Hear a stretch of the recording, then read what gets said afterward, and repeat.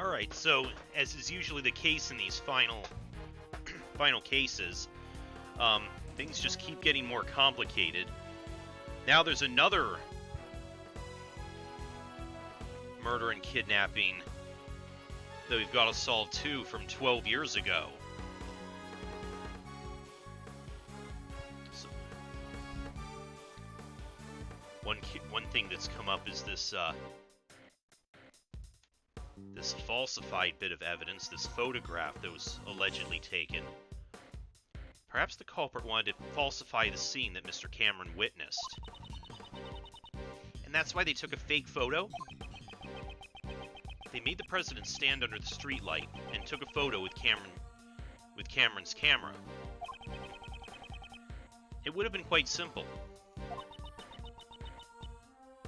Now that you mention it, Mr. Cameron's camera only had one photo on it, right? Indeed. In all likelihood, the original roll of film had been removed from the camera. And after loading a new roll of film in the camera, the fake photo was taken. Man, okay, I think this game was from 2011, but still, still feels dated. Remember when cameras used film? Crazy, right? I see. So this photo must have been taken after Mr. Cameron was killed, right?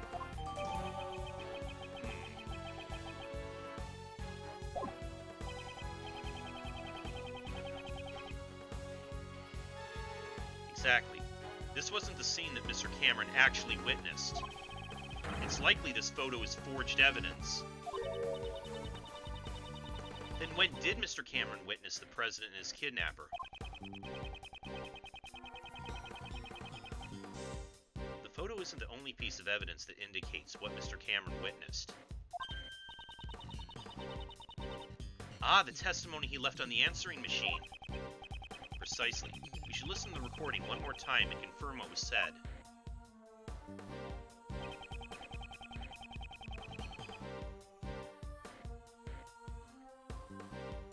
Oh,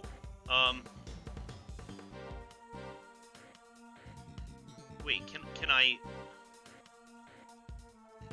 I listen to... Can I read that again?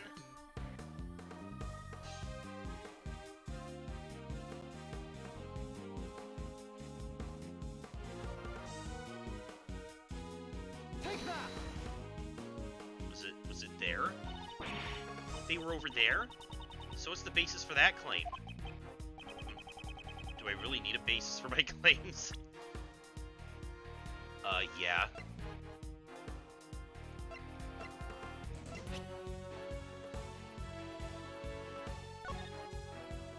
Hello, Jill. Are you asleep already? I'm in front of the facility now, but something's not quite right. President Wong is here of all places, and what's more... Crap, the light just went off. I can barely see a thing now. I can't believe it, but it almost looks like he's being kidnapped. I thought I'd let you know.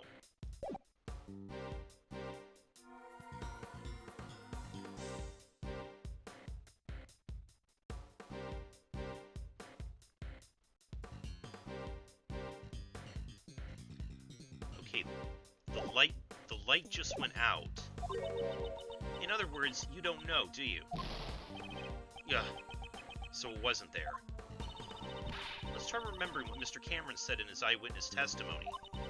Didn't he say something about the situation at the scene? Indeed, Mr. Cameron's testimony should provide a major clue.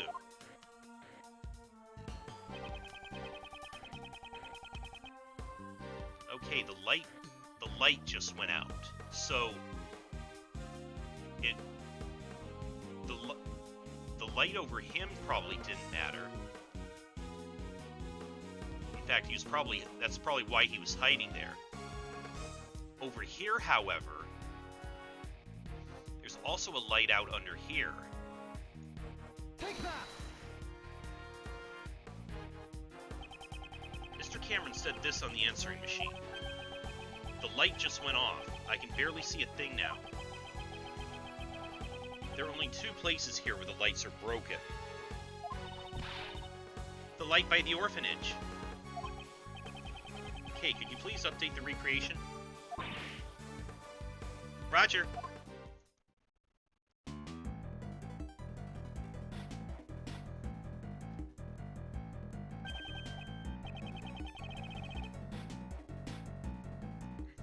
This is... So the kidnapper was near the orphanage? Indeed. With this, we show them the connection between the orphanage and the kidnapping.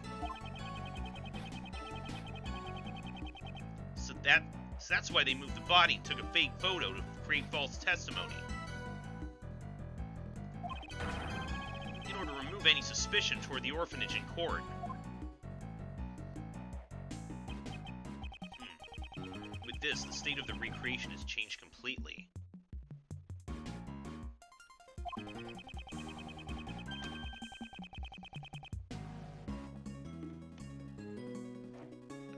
The time the body was discovered scene has probably been greatly impacted as a result. Then let's go check it out right away. Preparations are ready. Since the state of the recreation has changed once again, I should press the Y button and select Change Recreation.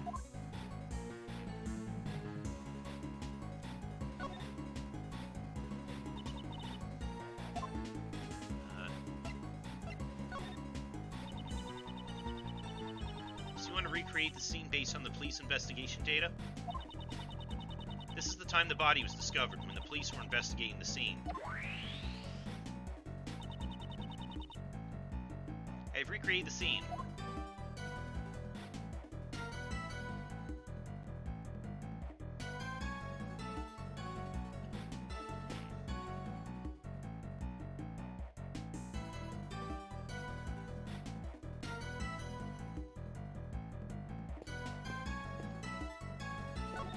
Now this is the part that doesn't make sense.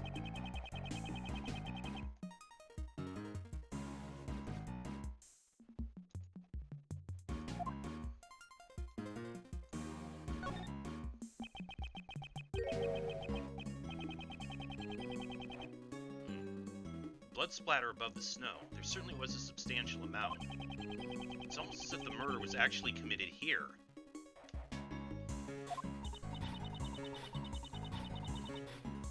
But Mr. Cameron should have been attacked near the snowman. Exactly. In that case, this blood must belong to someone else. What? But the police report said that this was Mr. Cameron's blood.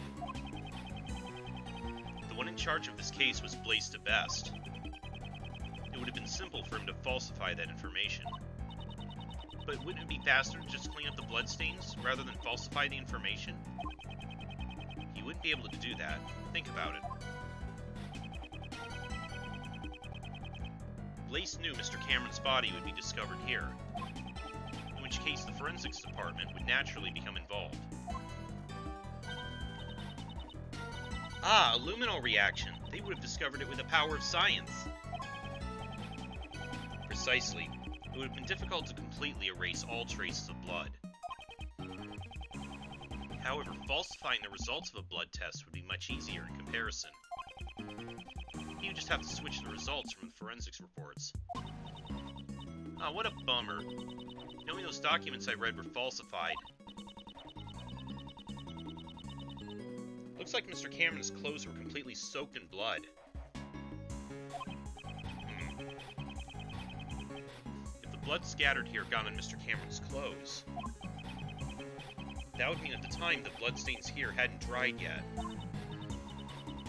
I see. So then this certain somebody's blood was splattered here just a short while before Mr. Cameron was murdered. Indeed, that's exactly right. However, if that's the case, wouldn't a new contradiction arise in this recreation?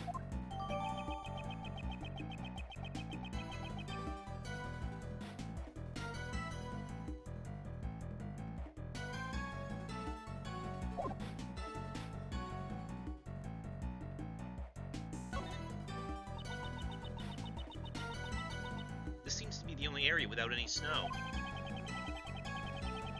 It must have been melted by the fire caused by the child at the orphanage. Was it? But disasters just kept coming for this orphanage. After the fire, multiple murders occurred. After the fire. If the snow had melted, wouldn't that mean...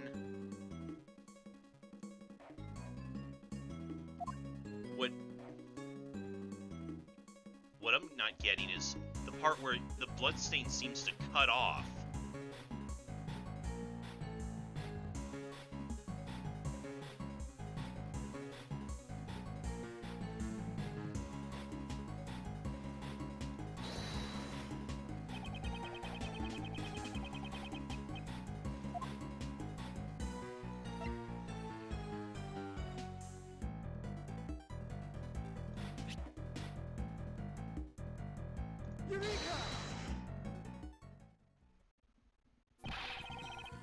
This is a clear contradiction.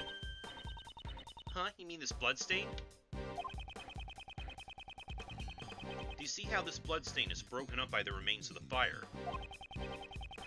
This is proof that the fire occurred after the blood had scattered around the area. Huh? But I thought the fire occurred before the murder. It seems that information is suspect as well. If the fire had broken out after the murder, the child who started the fire should have seen the body and the bloodstains. Why then did they not come forward as a witness?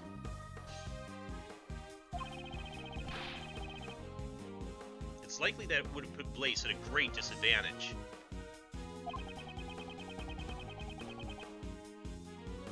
Guess we'll need to investigate this fire in more detail. Hey, you! Yes, sir. There should be some records of the fire in the police department, under a different case file.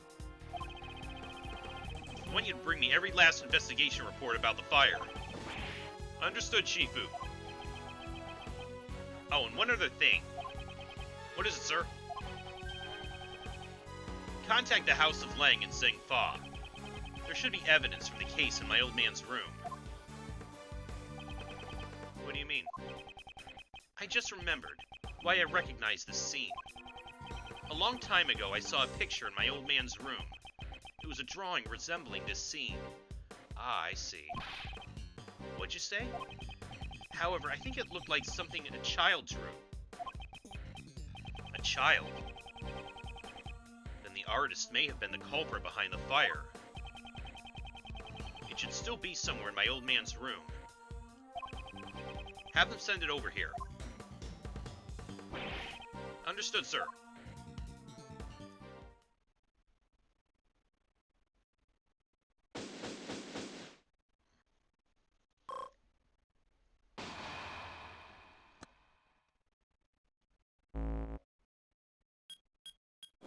Okay, I guess we've collected all the information we can.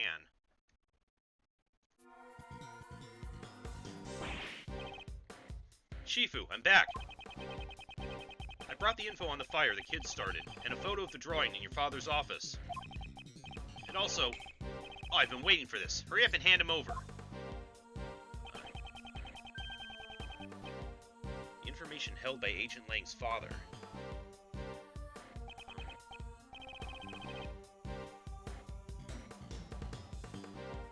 That looks like... This is it. This is exactly what I remembered.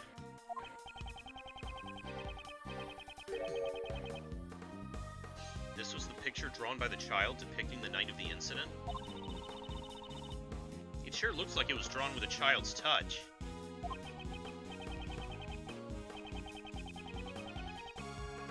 As I thought, the one who drew this is most likely the child who started the fire.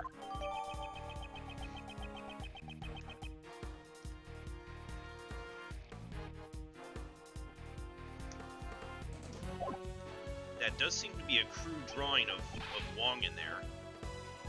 Shifu! What now? Sorry, but it's gonna have to wait. Hey, Mr. Prosecutor. Why do you think my old man had this?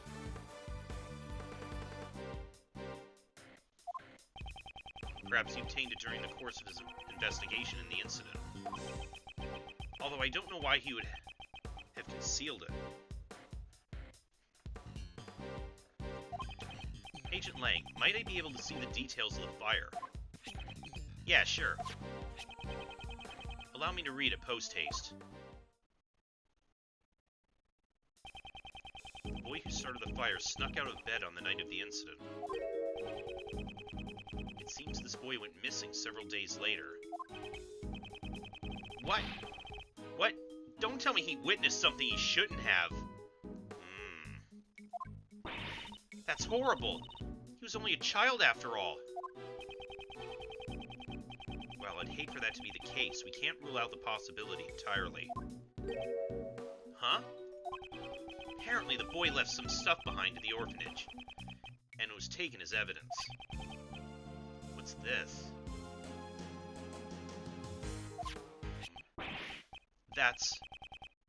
What's that doing here? Mr. Prosecutor, do you recognize this? Yes, I know one piece of evidence that's related to it. Is it? The missing horn from the doll! Take that! Is that it? I don't know what it's doing here. But isn't that the missing horn from this Mozilla doll? No way! You mean, this came off the president's... You know of it. Yeah, I've noticed the president kept it close by as a decoration. I always thought it was strange how one of the horns was missing. If you twist the horn, this doll will play back any previously recorded audio.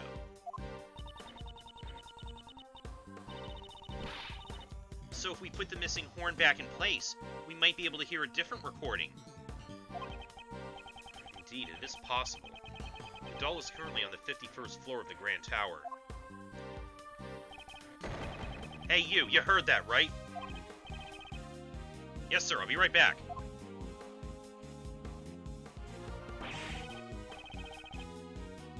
Shifu, I've got it. The mighty Mozilla doll.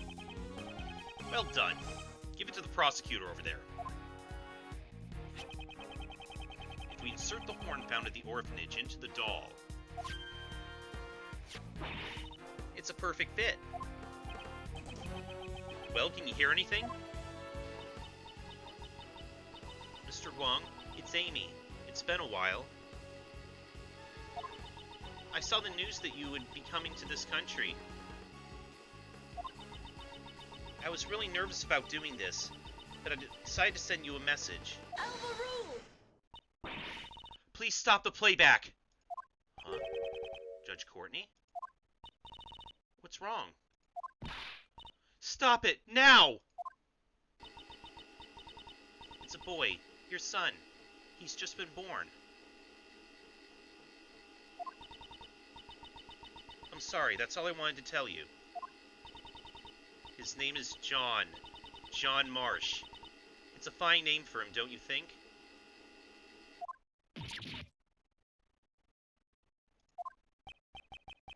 Marsh? He's John's father. That explains why she was meeting with him.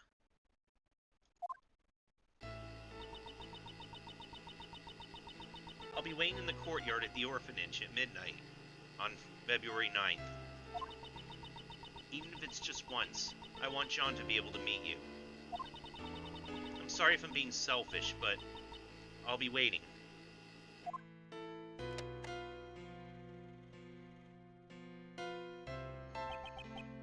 No way, that was my... John. What's the meaning of this, Miss Courtney? John is not my biological son. Oh. He's adopted. Did John know about this? Of course he knew. John's mother, Amy Marsh, passed away about 5 years ago. She and I were cousins. Since we were young, we've always been really close. We were often mistaken for sisters. That's why, when she passed away, I thought it was only natural that I look after John. That does explain why he has a different last name, then. Also, there were circumstances that prevented me from revealing his father's identity. I never even told John his father's name. And now it's all been revealed, thanks to the recording on that doll. Did John's mother send the doll to the president? Hey,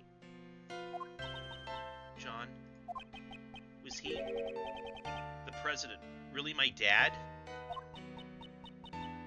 Yes, he was. Before you were born, Amy worked as a diplomat in Zhang Fa. A diplomat? So that must be how she became acquainted with President Wong. Hang on, didn't you tell me she worked at the orphanage? Yes, after returning to this country, Amy left her job as a diplomat. She always had great passion for charity work, so she began working at the orphanage.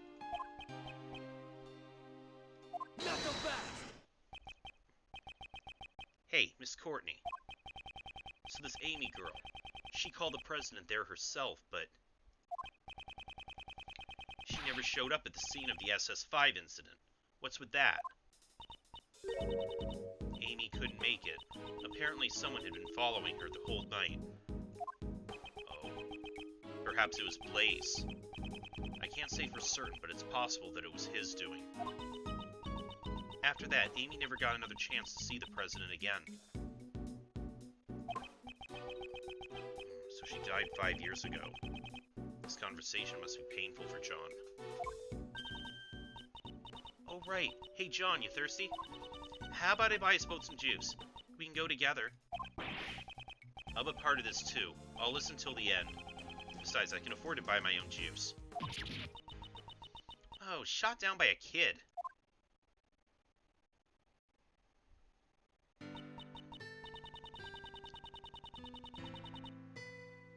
John, do you understand the reason I met with the president 2 days ago? The secret meeting from 2 nights ago. I wanted to tell him about Amy's death, and that you were alive and well. But I see. That's why you couldn't tell us your reasons for meeting with the president until now. I get it. She would have had to reveal his connection with John. I brought a bouquet of lion lilies, so that he would understand I truly did know about Amy.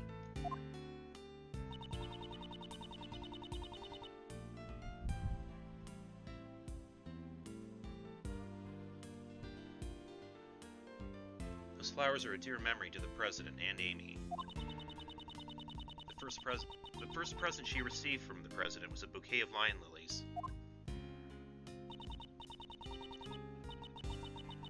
But now even he's passed away. If only he were still alive. Perhaps I could have introduced him to John.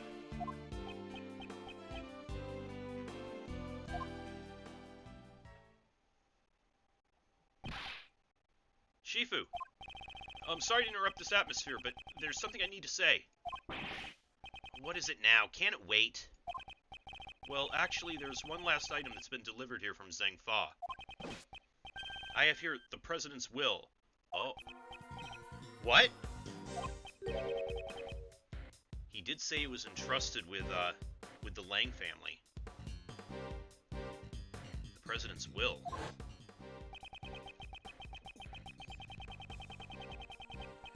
My old man received a great number of special medals from the president himself. As a token of his trust, the president left his will in the protection of the Lang clan.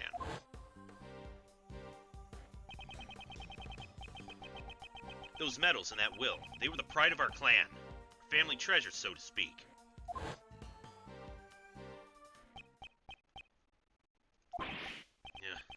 This is... Agent Lang, does that will have something to do with the current case? bet it does. It says here, I hereby acknowledge John Marsh as my own son. What? John's name is in the President's will? Are you certain that will was written by the President? Yeah, he entrusted it to the Lang clan even before the SS5 incident took place. They'll have to appraise it back home, but by the name of the Lang clan, this is the real deal. Dijun Wang was the president of an entire nation. The existence of his son would have caused considerable controversy. However, he left behind a will just in case. This makes it doubly sure. I still can't believe it myself, but there's no room for doubt. John Marsh, you are the son of Dijun Wang, president of Zheng Fa.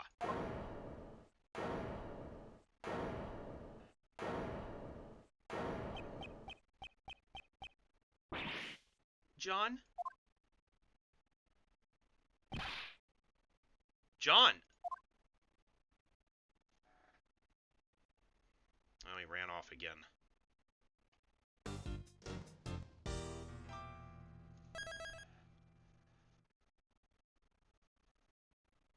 Man, one crazy twist after another.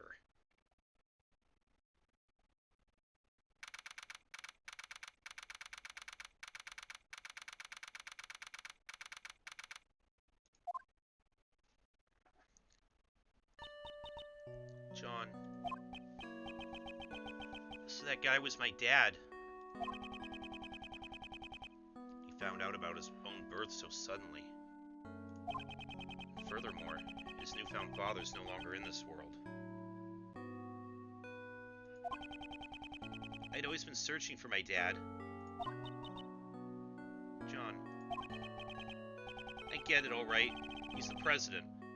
I know it's a complicated situation, but we even met face-to-face during the filming. So then why? Why didn't he tell me who he really was? I'm sorry, John.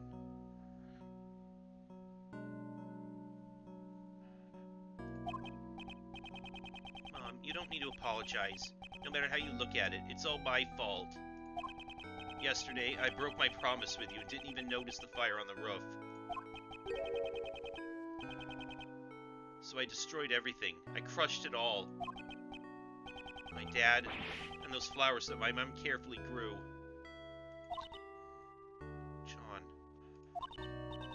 please, for now, just don't think about anything. Just stay like this for a little while. Just for a little while, okay?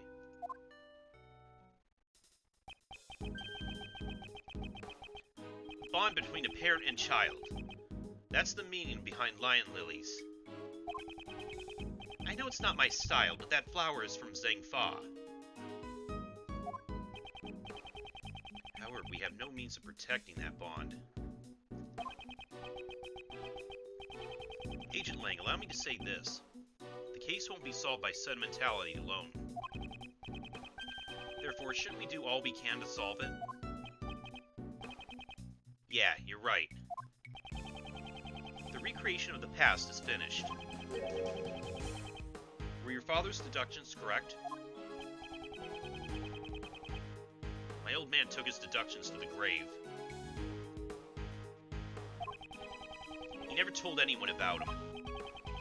So who knows if they were right or not? In that case, what about your own deductions? I would like to hear what you think happened based on the recreation. In order for us to get closer to the truth of 12 years ago. Yeah, I was thinking it's about time. I can see it now. My old man's back, real close. I'll catch up to him for sure. To the truth that my old man uncovered.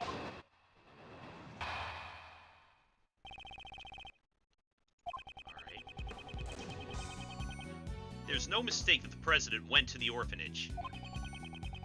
That stuffed toy is proof of that. He was planning to meet with Amy Marsh. However, the president was kidnapped, and Cameron just happened to witness it. If Cameron hadn't been there, it probably would have just been a kidnapping with no murder. Afterwards, the body was moved to the flower beds and a fake photo was taken.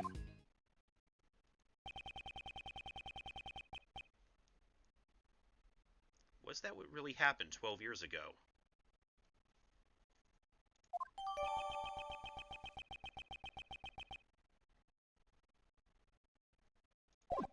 Because, remember,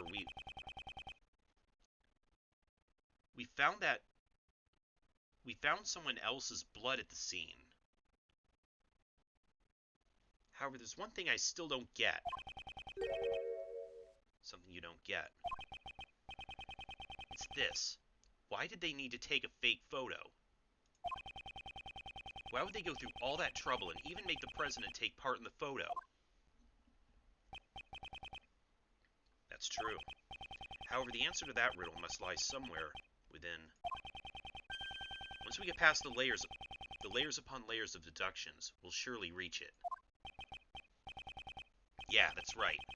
I'd like to hear your deductions as well.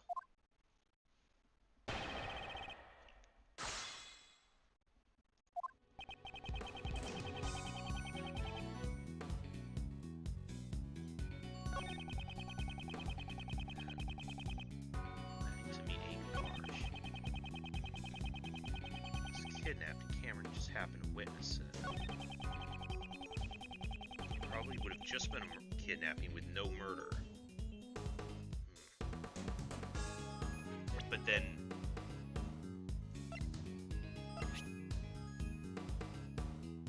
Then what... How does that explain this?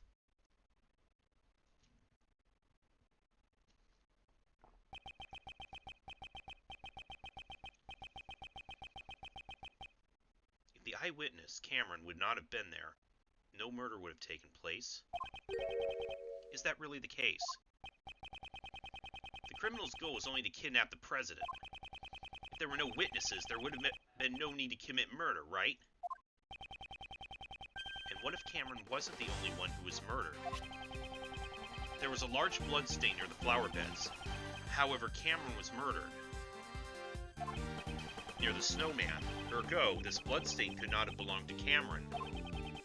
Someone else's blood was spilled, and quite a vast amount at that. Not so fast!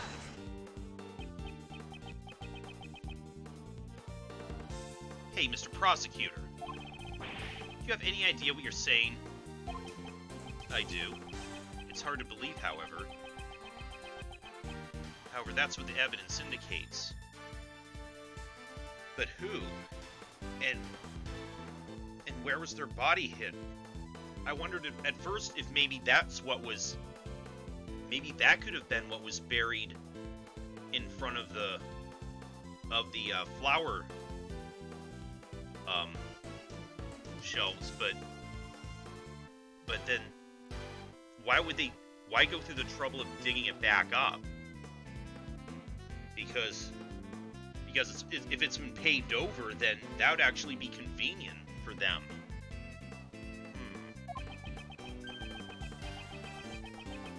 On that night 12 years ago, there were 2 murders. Are you saying the other murder was covered up? Who? Just who the heck could have been killed?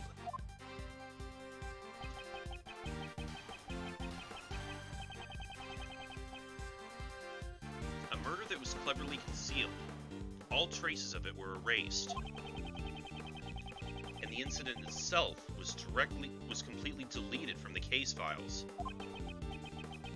However, there's one thing. One piece of evidence that still remains intact after 12 years. This piece of evidence shows that something happened that night.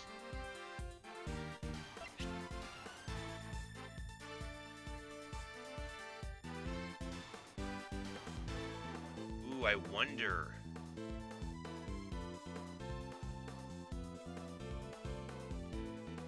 Could this be it?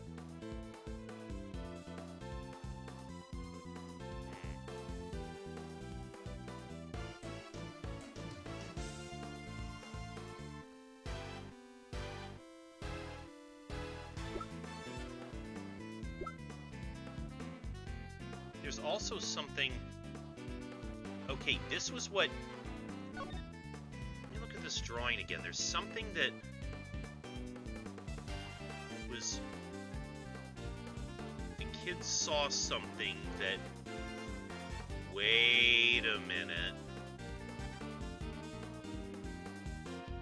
I was wondering who that other person in the photo is.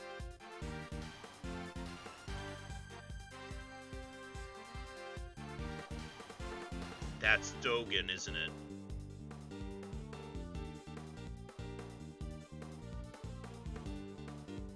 Why is he there?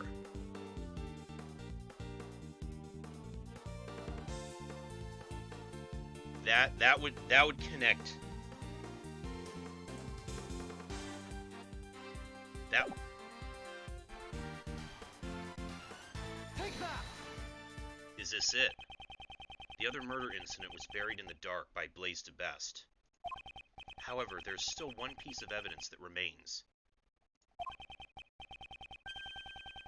Agent Lang, it survived by your father's hands.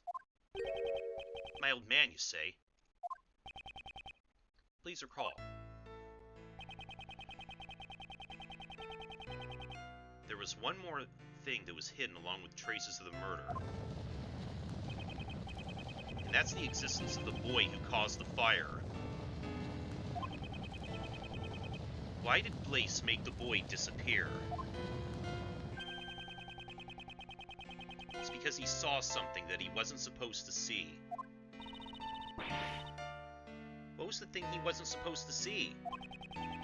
Everything's drawn in this picture. At first I assumed the kidnapping, but... Was it this first murder instead? The drawing my old man had. The person drawn on the right is most likely the president.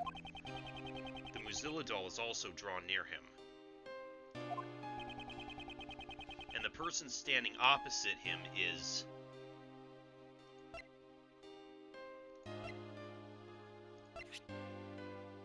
Dogen. Take that!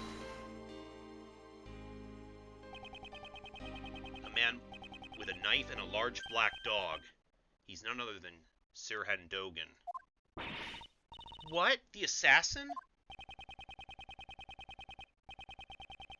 Why would an assassin appear before a president? The answer is clear. Indeed, what occurred that night on the orphanage grounds 12 years ago was not a kidnapping. It was a presidential assassination. Whoa!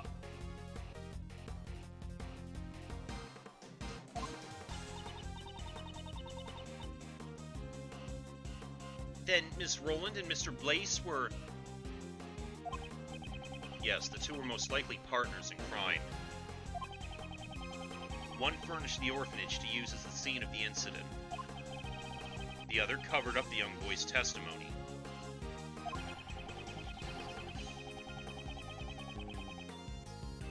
It's likely that Mr. Cameron was murdered because he witnessed the assassination itself. After all, the kidnapping never actually happened.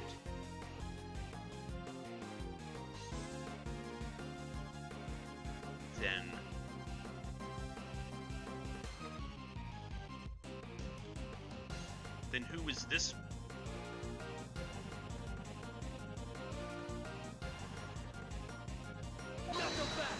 So, stop messing around. You're saying the president was assassinated 12 years ago? We just found his body today. He's been alive up until now. That's right. I mean, we met him ourselves. If the president was assassinated 12 years ago, and the president's body was found today, that would imply there were two presidents. Did he have a body double? Yeah, that can't be right. Are you sure about that? There is the possibility that there were two presidents. That's right. Up until now, I've been getting a strange feeling from the president.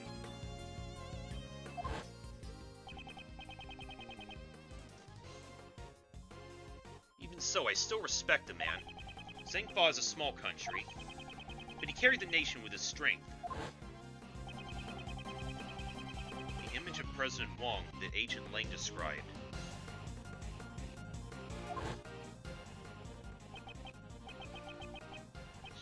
You're wrong. He revealed his true form. Aha. Differs far too greatly from the President Wang we knew. It's as if they were two entirely different people. If there were in fact two Zhengfa presidents, exactly how would such a scenario be possible?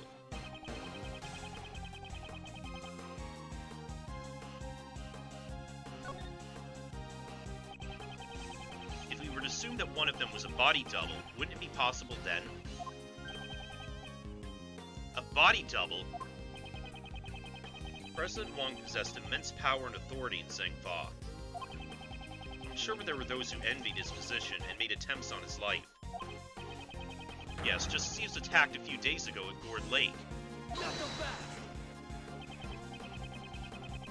It's true, there were those who sought Huang's life from time to time. But I can't easily believe there were two presidents. At least not without any evidence.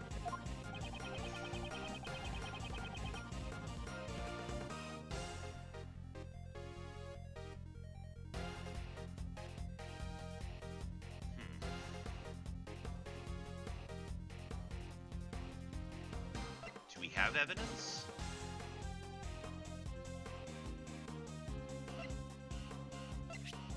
Say again?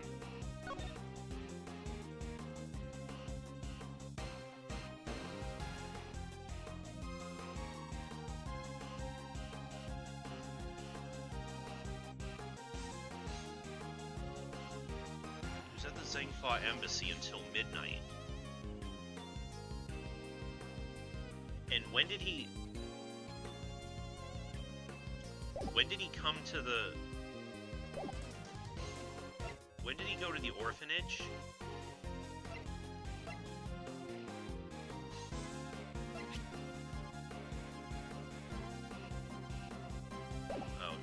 Oh, we can't listen to that again.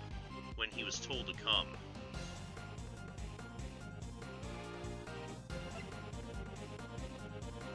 Let me see. Take that! Has Agent Lang not noticed this contradiction? Or has he noticed it but can't admit it? What is it, Mr. Prosecutor? Don't shout something out only to clam up. According to the recording on the doll, the President visited the orphanage at midnight. However, that shouldn't have been possible. Huh? Why is that?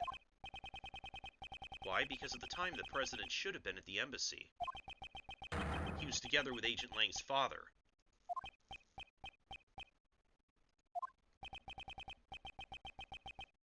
So, Agent Lang, you really did notice. He was in two places at the same time. Ergo, there must have been two presidents. Oh!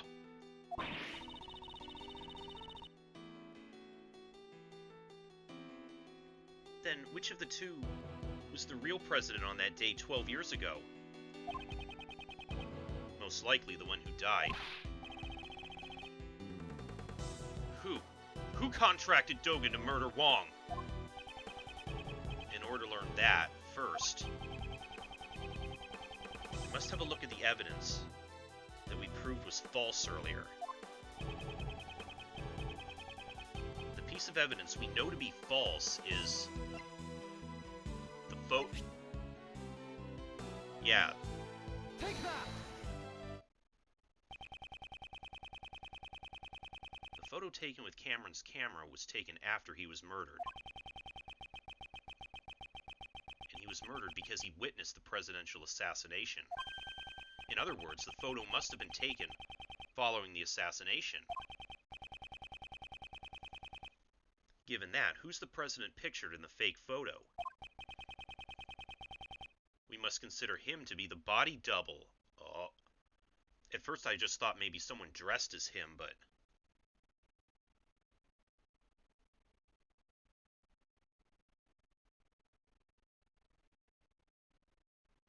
Did he put out the hit then? Was he conspiring with them too? In other words, the body double had the real president murdered and then took his place. Huh.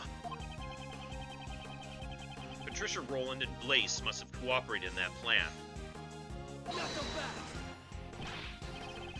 Hold it, Wong's body was never found. Just where could it have disappeared to? The answer to that is already quite apparent. This is where the real president's body was. Oh, was I right about this? If there was no... Dig up the ransom money. If there was no kidnapping, there was no ransom. Take that! Last night, there was something Blaze had to unearth with his own two hands.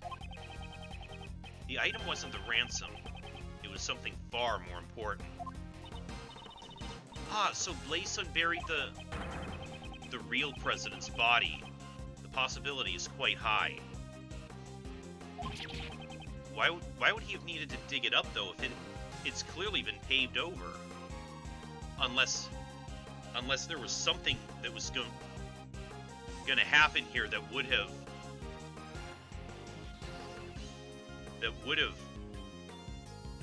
dug it up either way.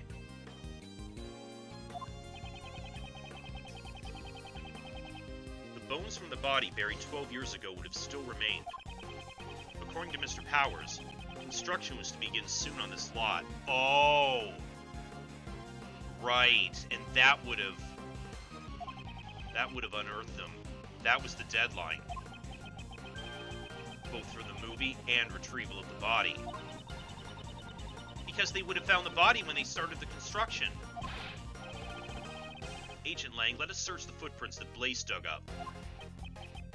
Yeah. If the body was buried there, there'd be traces of it.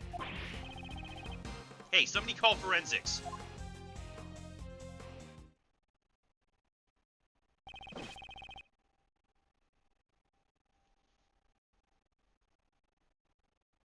I have the results of the search. We found traces in the dirt that suggest a body was buried here. So it was Wong after all. We also recovered the skeletal remains that Blaze to Best dug up. They were in his home. There we go. In addition to the bone structure, the dental records and the bone fractures all match up. We can confirm that it was indeed President Wong.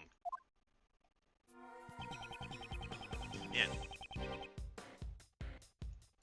Good thing forensics always seem to work fast in these games.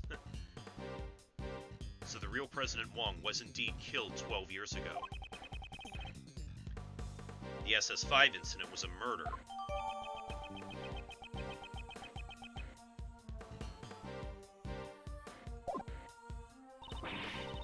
So the SS5 incident was actually a murder incident. There's so much information, it's way too confusing. No kidding. Indeed, let us take this opportunity to review the details of the case. First, the real president came to the orphanage, right? 12 years ago, the true President Wong visited the orphanage in order to meet his son.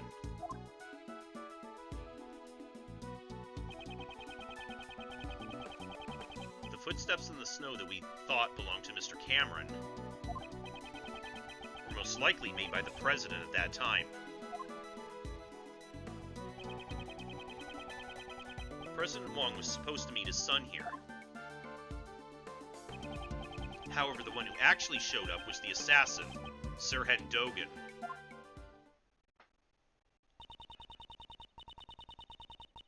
He came here to meet his son, but was murdered instead. How horrible. A man like Dogan shows no mercy. And after that, the second tragedy occurred. You mean Mr. Cameron's murder? Indeed. Mr. Cameron saw the decisive moment.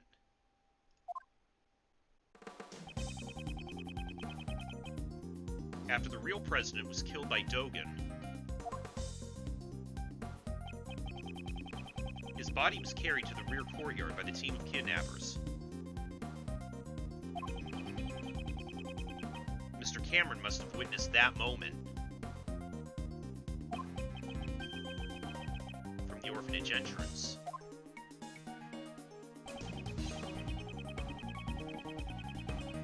Although he himself believed he had actually witnessed a kidnapping. Furthermore, by this time,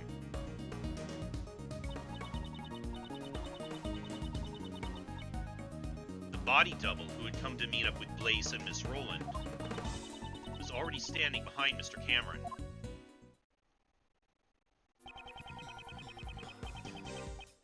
And then the witness to the incident, Mr. Cameron, was killed by the body double. So was Mr. Cameron's corpse also carried by the body double? Yes, that seems likely.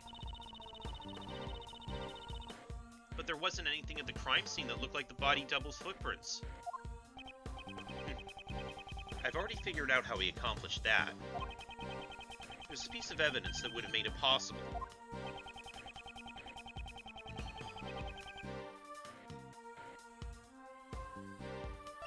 He probably used the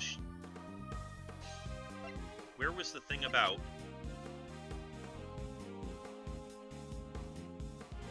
Right. Take that! He probably put his shoes on his feet.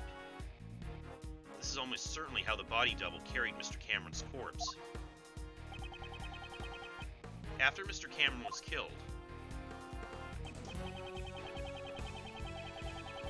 the president's body double carried him into the middle of the garden,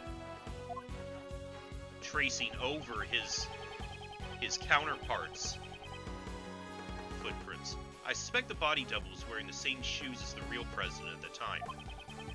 If he made sure to step precisely on top of the footprints left by the real president. Ah, since the shoes were the same.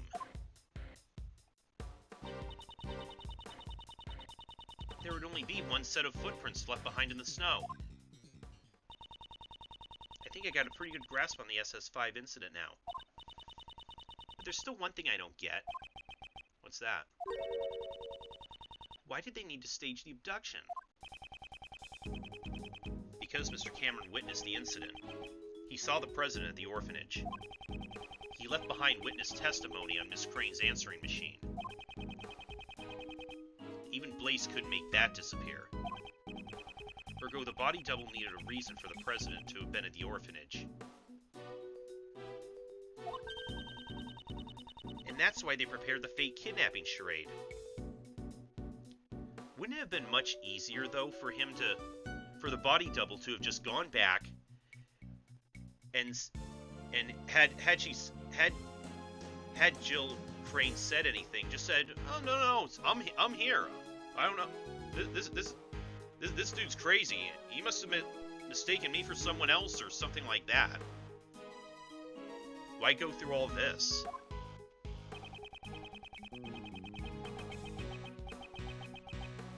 The people in the fake photo were the body double and most likely Patricia Rowland. The person in the coat is Miss Rowland? What makes you say that? The two would have to leave the orphanage in order to take the picture. Just like when he moved the body, the double used the real president's footprints. Ah, so the second set of footprints must belong to the person in the coat.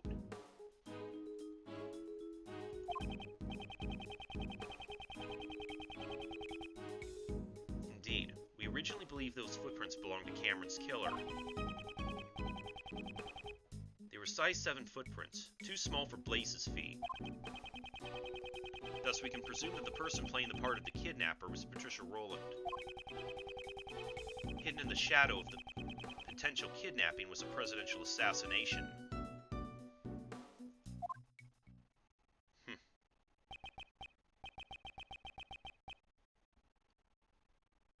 see, so that's why my old man... Why he what? The old man must have realized that a murder had taken place. After all, he had the kid's drawing. However, that picture was never presented as evidence.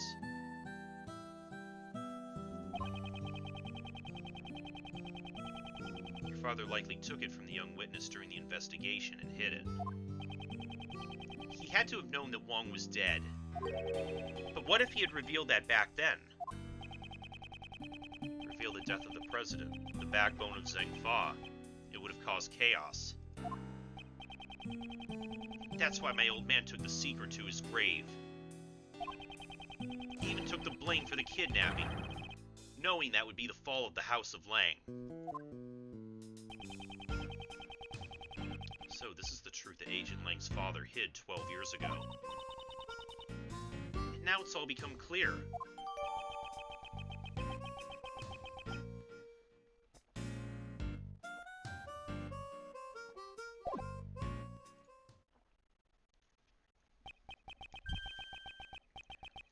Is that really the case, I wonder?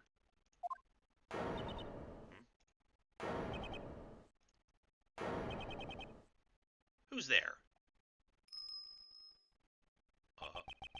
That bell. It's... Dogen's here? He is. Sirhan Dogen! Oh, and his pupper. You! Why are you here? How can you just brazenly show up here? Who do you think you are, pal?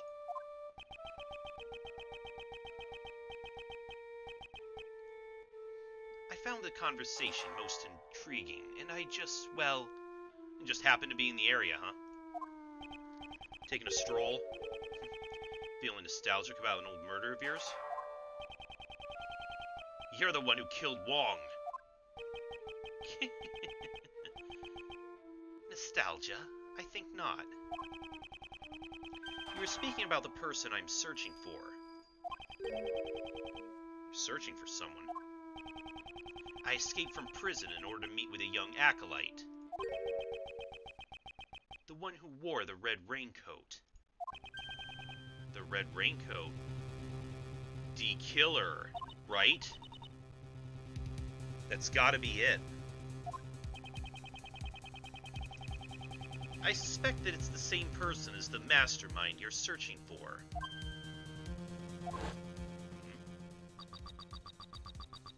Someone you're searching for. The one in the red hood. The red hood? Don't they seem surprised, Anubis? Yes, they are, my boy. 12 years ago, this young acolyte saved my life.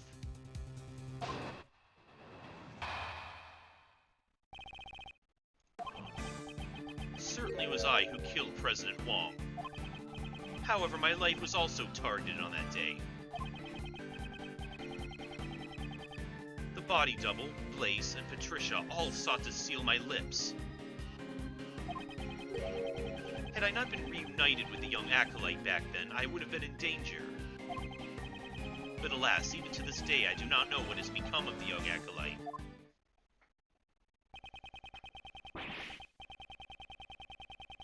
So your client was indeed the body double, who was the main perpetrator of the crime. It was a long time ago, but I remember his words even now.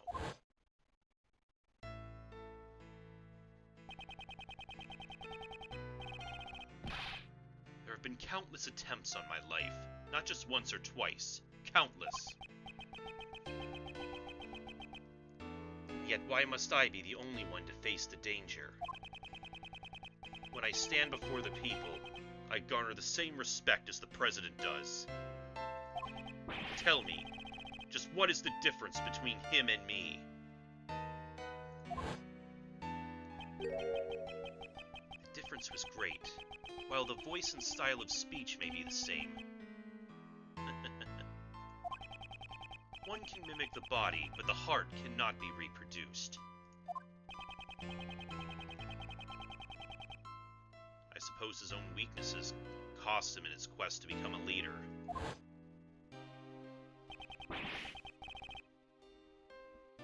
Now that Rook's gone, I'm in charge. I'm not sure you're as capable as Rook was. What are you saying? I'm totally the leader now.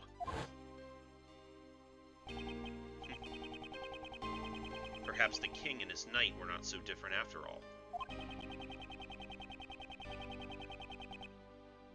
The double believed that the president's only weakness was a woman called Amy. To find the woman, he needed the assistance of someone from this country. So he joined forces with Blaze. After determining her whereabouts, he simply waited for the right opportunity. That chance came with a meeting at the orphanage. Indeed, the director of the orphanage was bribed and brought in as an accomplice. He must be referring to Patricia Rowland. Well, given what I've told you, do you realize the whereabouts of the young acolyte now? You mean the boy who saved you? But how do you know that he's the mastermind? That day, the young one caused a fire at the garden of the orphanage. Oh, that was... Ah, you're talking about the kid who started the fire as a prank. A prank? Not at all. On that night 12 years ago, a young acolyte was hiding inside the igloo.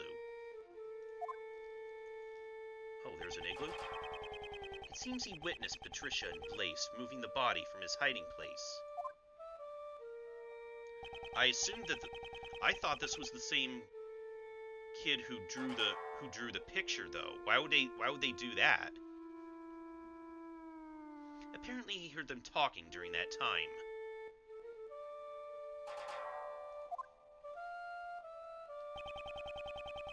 It would seem that they were planning to kill me because I knew the truth. He immediately came to the main hall to tell me that. I learned this about the young acolyte sometime later. It seems he was wearing a red raincoat at the time.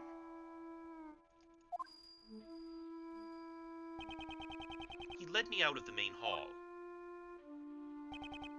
And then, the young acolyte said he was going to get rid of our footprints.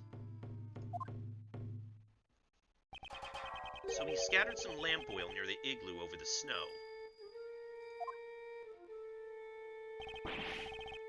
Then he boldly set the oil ablaze.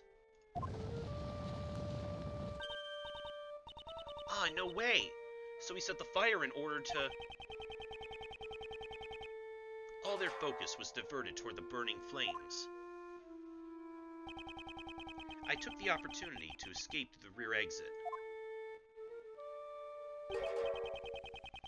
So the boy in the red raincoat is the mastermind behind this case. Exactly. Isn't that right, Anubis? Yes, boy, yes it is.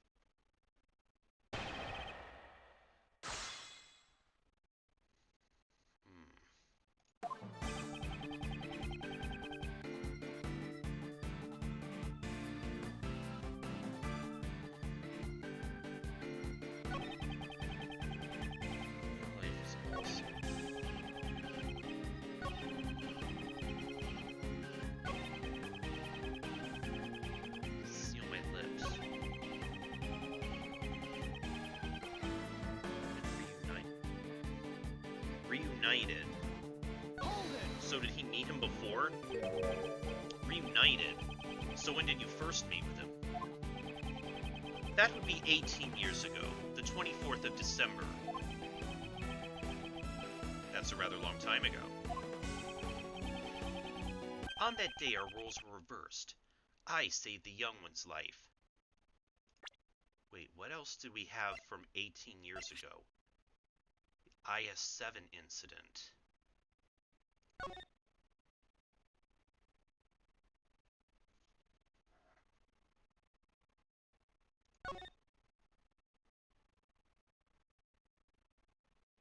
There are no clues The whereabouts of Dover's son or Gustavia's son,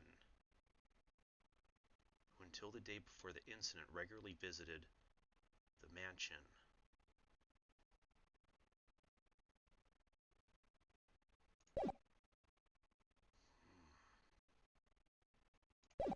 Let's hear if he has anything else to say. There was an unusual snowstorm on that day. The temperature was well below freezing. I took Anubis for a walk in the snow. That's when Anubis noticed something and started running. I followed after him and found a car.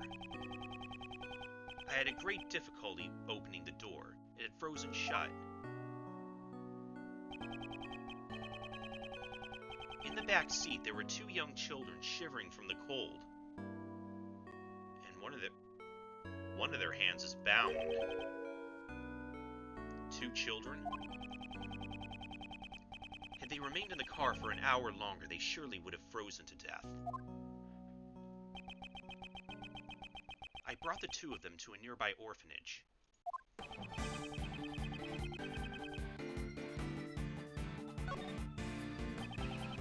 What concerns me is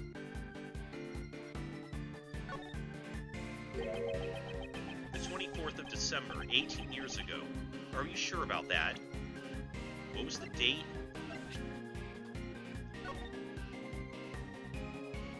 December 24th, yep.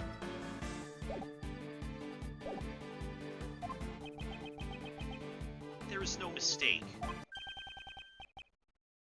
Could that mean? I know the significance behind that date.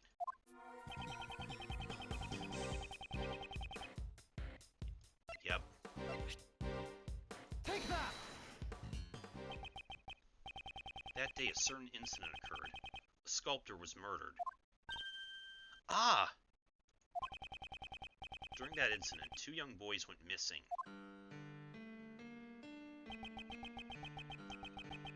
The sons of the victim, Isaac Dover, and the culprit, Dame Gustavia.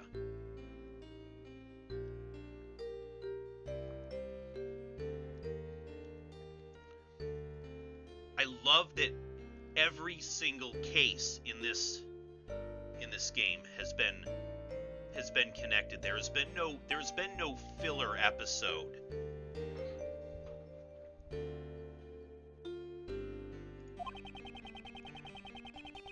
We never did find out where those two boys went after the case 18 years ago.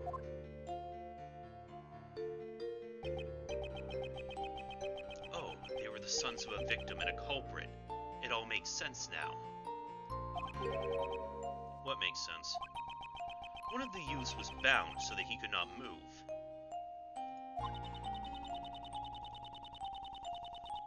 Mr. Dover did it so Mr. Gustavia's son couldn't come to the contest venue. Indeed, Gustavia was using his own son as a taste tester. To think that was what transpired. Neither child seemed to recall what had happened. They lost their memories. Oh boy, more convenient amnesia. The acolyte told me this when we were reunited 12 years ago. The pair were placed in an extreme situation, on the verge of freezing to death. That trauma led them both to suffer from amnesia. Neither could so much as remember his own name. So they didn't even know they were the sons of Mr. Dover and Mr. Gustavia? Indeed. While we cannot say it conclusively, the probability is quite high.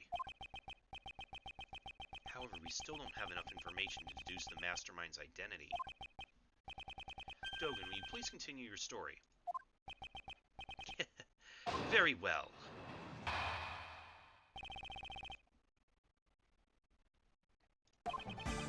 I continued my correspondence with the young acolyte, even after entering prison. Recently, that has all come to an abrupt halt, however. It left me quite concerned.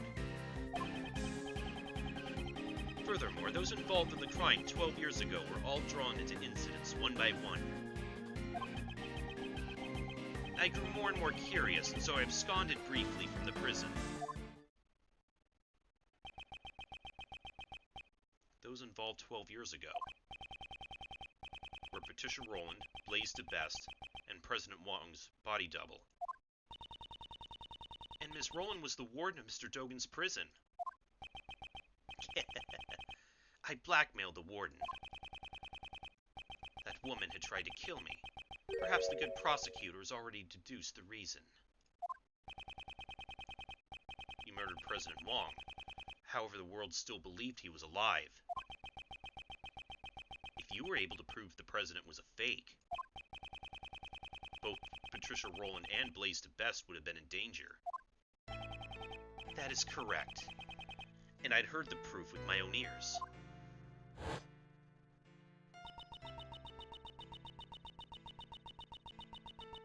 I'll be waiting in the courtyard of the orphanage at midnight on February 9th. Even if it's just once, I want John to be able to meet you. I'm sorry if I'm being selfish, but I'll be waiting.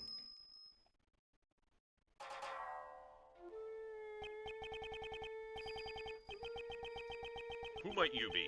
My apologies, but I'm presently waiting for someone. I'm well aware of that, President Wong. Are you not meeting with your son? However, I do not spill blood needlessly. You may relax. I seek only the President's life. It can't be. Please, wait. I'm just about to meet my son for the first time.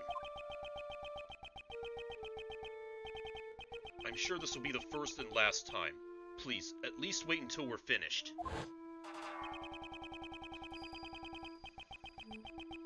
I had thought the President would beg for his life, but he was of a different sort. Officially, the President had no son. However, he shook his head and said, this illegitimate son was his, and he intended to recognize him publicly. Furthermore, he claimed that he had already made preparations toward that end. Would that son of his be the boy with horns over there by any chance? Boy with the horns. Wait, you can see John's horns? There is no need to see them. From the moment I escaped from prison until now, I have been closely lending an ear to your voices. Oh, has he been following us? He said the President made preparations toward recognizing his son. But the word preparations alone would be insufficient for blackmail.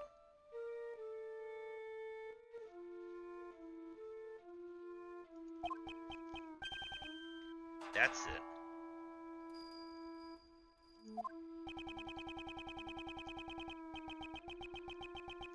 There was one thing that could prove Wong's words, the will held by the House of Lang. It was also proof of his trust in us. His son's existence would have been revealed to the world. The name on the recording, the mention of preparations, and the will in Zhang Fa. Together, they suffice to make the warden bow to my words.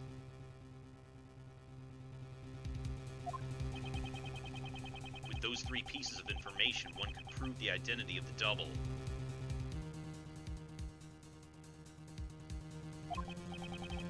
By using John.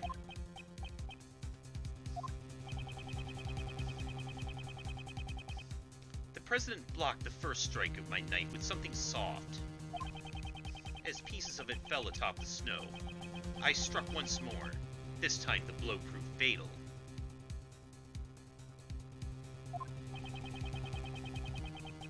So Dogen cut off the Mozilla doll's horn.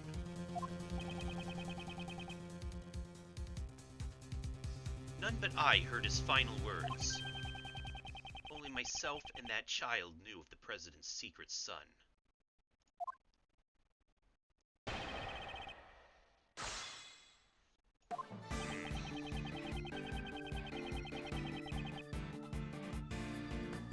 Continued my correspondence. In other words, you contacted him from prison. That is correct. A post office box was used.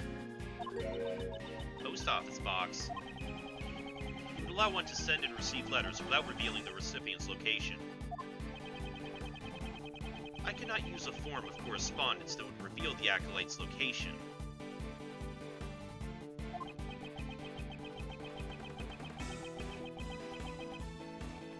There was someone keeping watch over my correspondences, after all.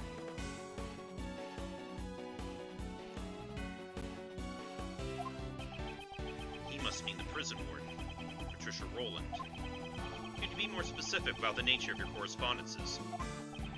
Well, they were mainly moves for my correspondence chess matches. Correspondence chess? If I recall the person you were playing against, Knightley. This might be hard to believe, but Dogen's chess opponent was... Ah, are you saying he was playing against Mr. Knightley? Wasn't it Horace Knightley? We certainly found the correspondence chess memo in Knightley's cell.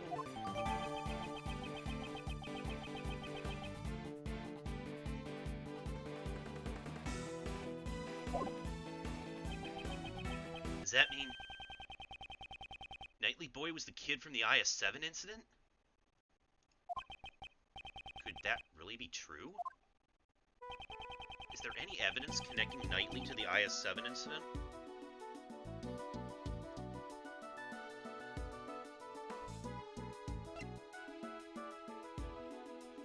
And we have a ring and chessboard. Can we get it? Oh, it doesn't let us check, but...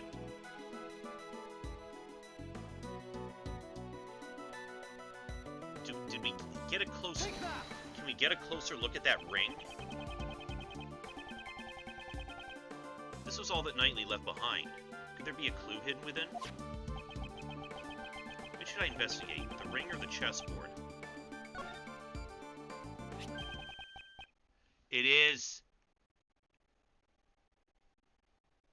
It's Dover's ring. This ring is... Mr. Edgeworth, what is it? Mr. Shields, please take a look at this ring. This pattern is... It's Pierre Hoquet's. I thought so. He had Mr. Dover's seal turned into a ring. However, why would he have this? Shouldn't have been held by the police as evidence from the IS-7 incident. After the incident, the seal was returned to the victim's next of kin.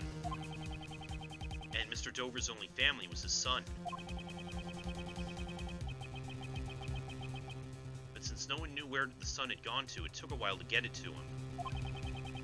I heard the police had finally found him and delivered his inheritance, but...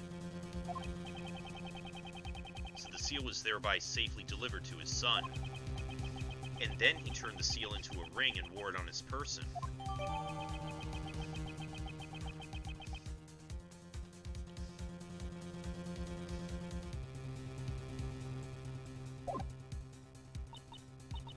So, Mr. Knightley was Mr. Dover's son. The police aren't fools. I'm sure they did a thorough check before handing over the seal. If someone involved in the IS-7 incident was his chess opponent... Knightley, huh? Then that man must be the mastermind behind this case. But he's dead. Objection! But Knightley is dead. He can't be involved in this incident. How about that? The only one who could be the mastermind was himself a murder victim. But a dead guy can't be the culprit, so there's no way that's right. It certainly is strange. In that case, who is the culprit?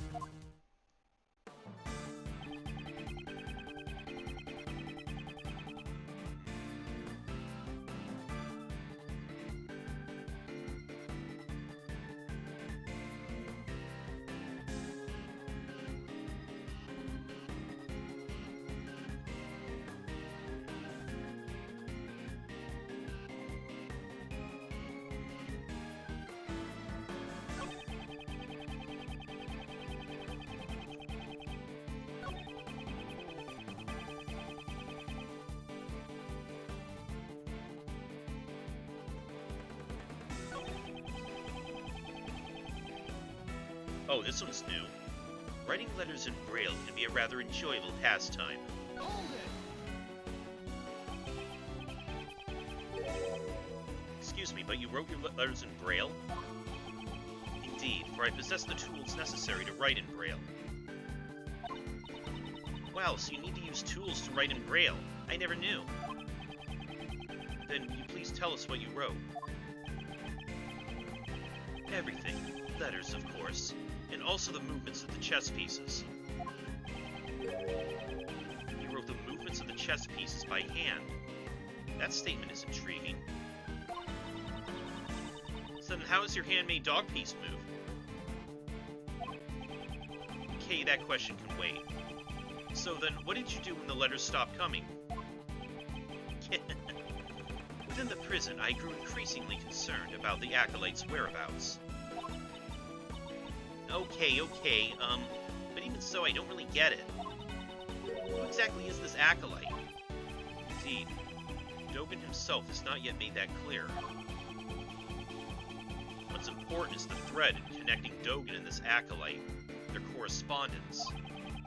And not just the letters. You should pay attention to the means that was used as well.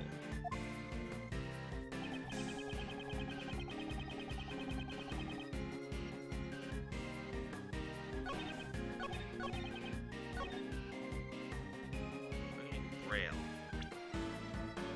What did it also say about the...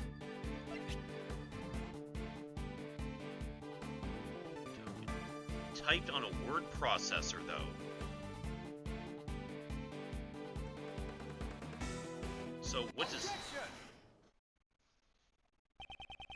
I'm certain you said you wrote your letters in Braille. Correct. A good prosecutor must know that I'm lacking in sight, do you not? The correspondence chess letter we found had been typed out using a word processor. What? That cannot be? What do you mean? So someone went out of their way to retype the letters on a computer?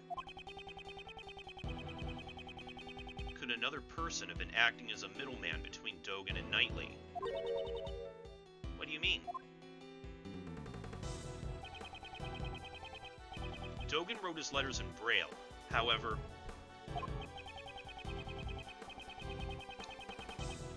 by the time it reached Knightley, it had been rewritten on a word processor. We must assume that some middleman rewrote those letters. And the reverse can also be said. Somebody might have taken the letters Knightley wrote and re-delivered them to Dogen.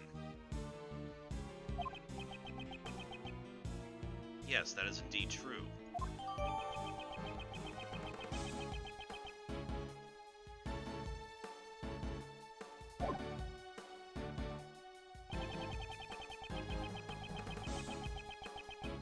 Knightley and Dogen both communicated through a certain individual. Dogen, were the letters that reached you? They were in Braille, of course.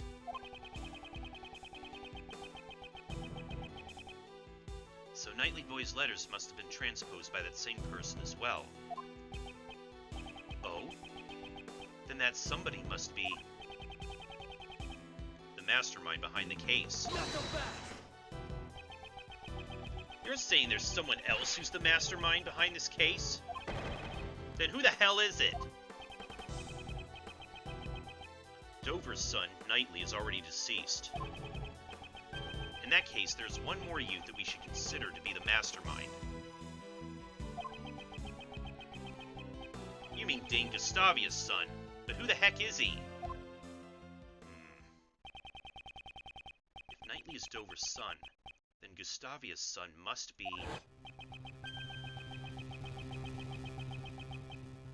Well, we're the only friends either of us has had since childhood. He was the same as me. We never had real families. It can't be, could it? Could it really be him? Huh? Mr. Edgeworth, what is it? You've gone all pale. I figured it out. He has? The identity of the mastermind who's been controlling this case from the shadows. What? Who in the world is it? I don't want to believe it myself, but someone we know quite well. The mastermind is...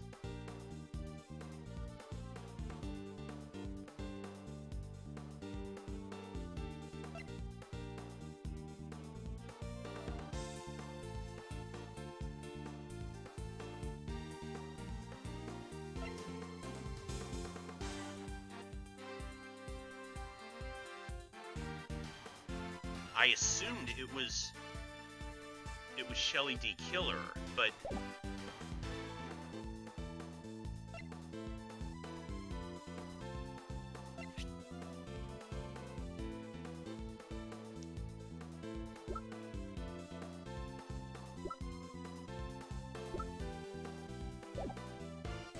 if it was...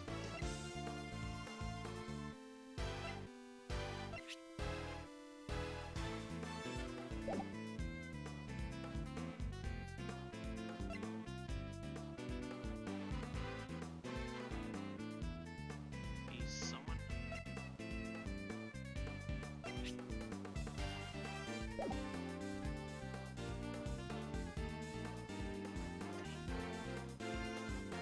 I don't...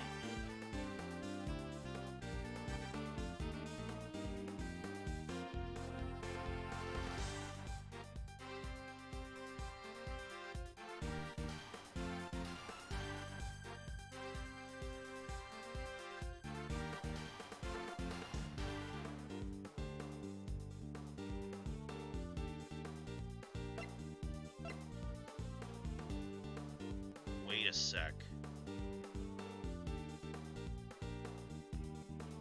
Wasn't... He's the same age as Knightley. And they were supposedly really... Weren't they really close?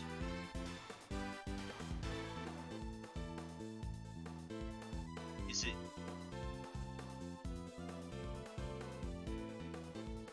Is he the...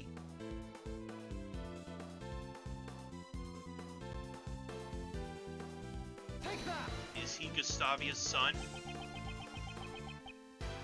The mastermind behind this case sent a letter to Jill Crane which deceived Blaze. Furthermore, he kidnapped John and eavesdropped on us. However, of all his actions, the one I have not been able to get out of my mind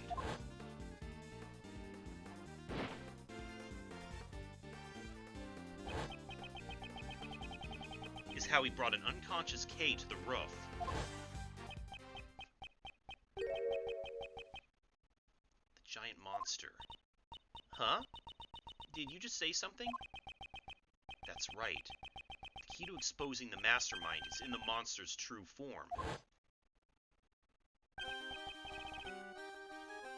I almost forgot. If you'd like, please come to our next show. I'll also be performing in it. The Very Big Circus is always fabulous and fun for all ages.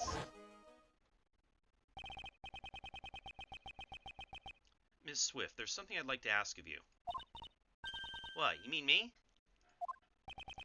You said you recorded the sound of Mozilla's spewing flames.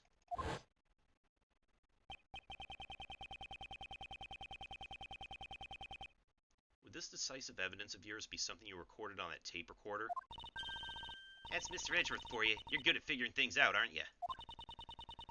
It's the sound of Mozilla spewing out fire. This place nearly became a sea of flames. That's right. I ain't actually seen it with my own eyes, though. Could you let us listen to the tape? Sure thing. There we go.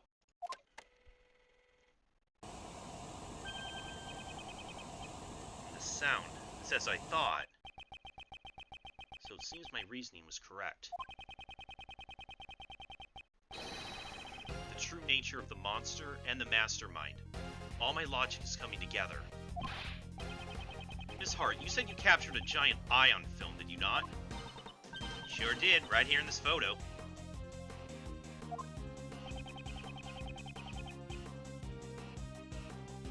Though we can't confirm it like this.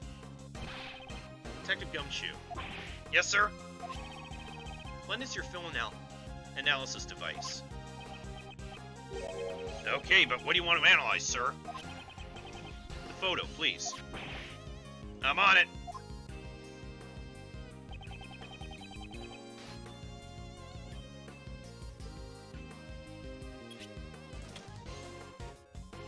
Ah, yes. The giant eye that she saw. This is... See? Ain't the Mozilla's eyes right where I said it would be? I see. I finally grasped. The true form of the giant monster that was being controlled by the mastermind. Oh.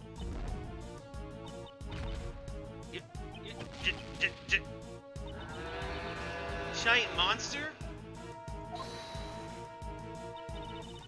Are you admitting it? You are, aren't you? You're admitting that the mighty Mozilla is real. No, this is not Mozilla. This is the eye of a different monster. Please have a look at this.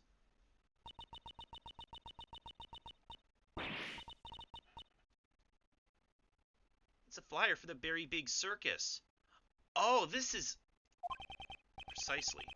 There's a rather large balloon with the head of a lion pictured here.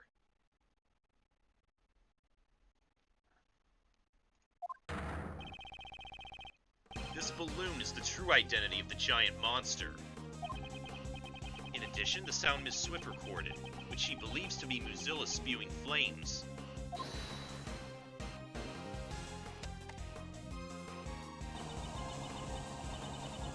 Mr. Prosecutor, don't tell me you're going to say something that'll shatter my dreams of a scoop.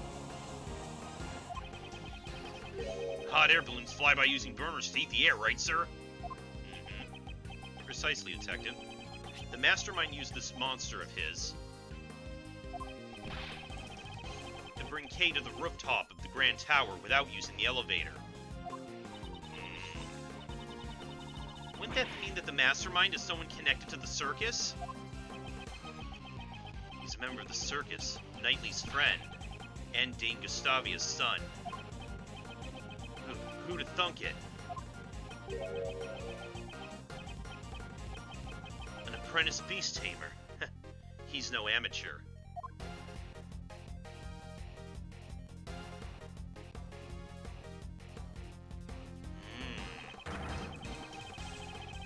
For the beast he's tamed is none other than this entire case. Simon Keyes.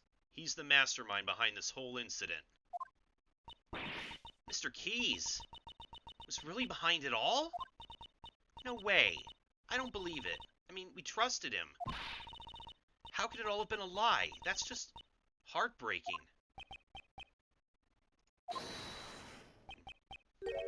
What is it?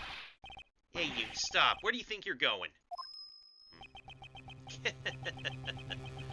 The boy with horns is rather perceptive. The good prosecutor has done a remarkable job. Now that I have heard that, I have no further business here. Wait, Dogen. Whoa! Down, boy. Bad doggy.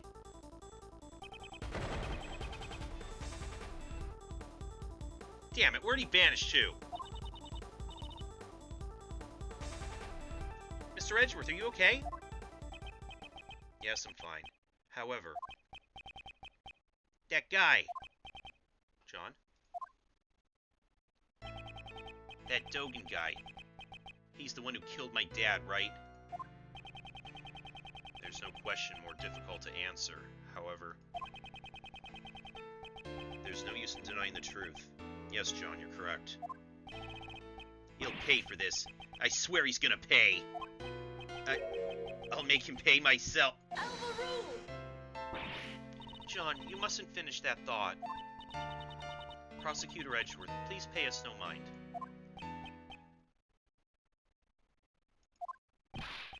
Sir, I put on APB on Dogen. All available police units will be searching for him. You're the man, kid. I don't mean to be heartless, but we need to hurry too. So, Mr. Prosecutor, where's the mastermind right now? Agent Lang is right. Our top priority right now should be catching the mastermind. Oh, must have made a break for it. He said he'd be oh, right, he wasn't present with us. He's most likely at the Berry Big Circus tent. But first, Agent Lang, I have a request. Request? What is it?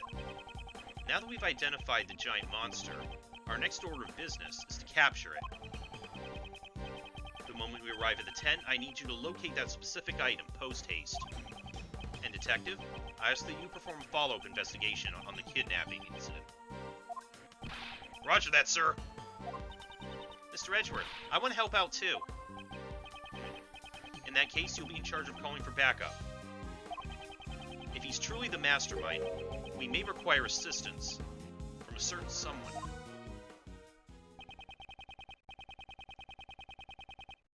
I met him so many times, yet his facade always fooled me into sympathy. He may have got the better of me in the past, but this time I'll settle it once and for all.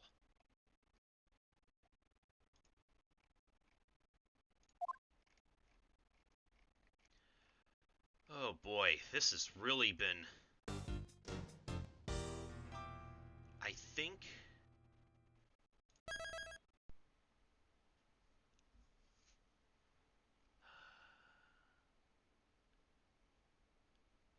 Should we carry through it to the very end? Or... Nah, let's do it. Give me a sec, though.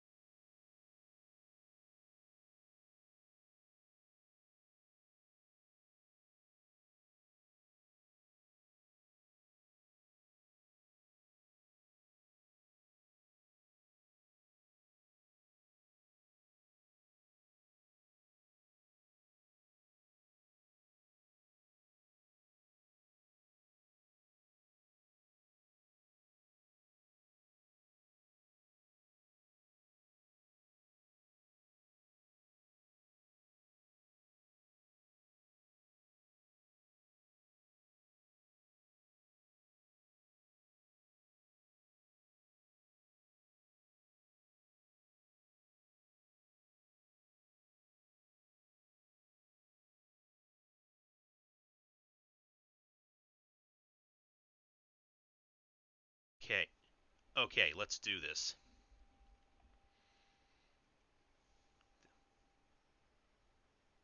Coming on to the very end of Ace Attorney Investigations 2. Man, this last couple of parts have been like one revelation after another. It's been insane. It's hard to keep track of them all, in fact. But now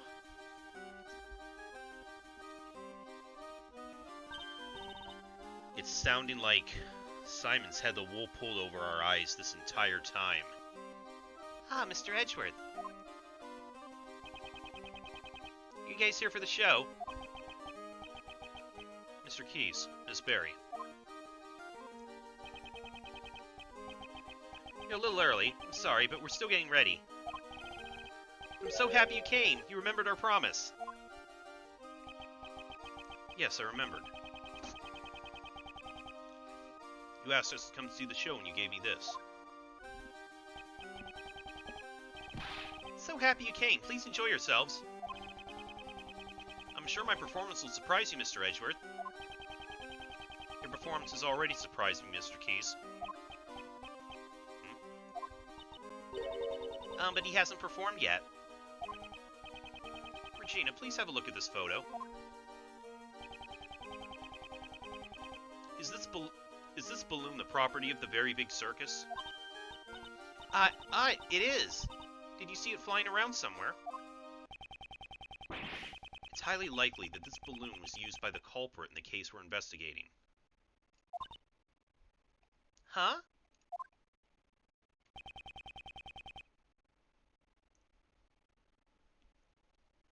Who's in charge of the balloon? Well, that would be Simon, but are you saying... Mr. Keyes, you flew this balloon in the middle of the night, did you not? I do occasionally practice alone at night. I'm not much of a pilot, though. I'm a little clumsy. So for practice, you'll do something as challenging as flying a balloon at night. Would that be rather difficult for someone who's clumsy and not much of a pilot? Then what do you think I was doing, Mr. Edgeworth?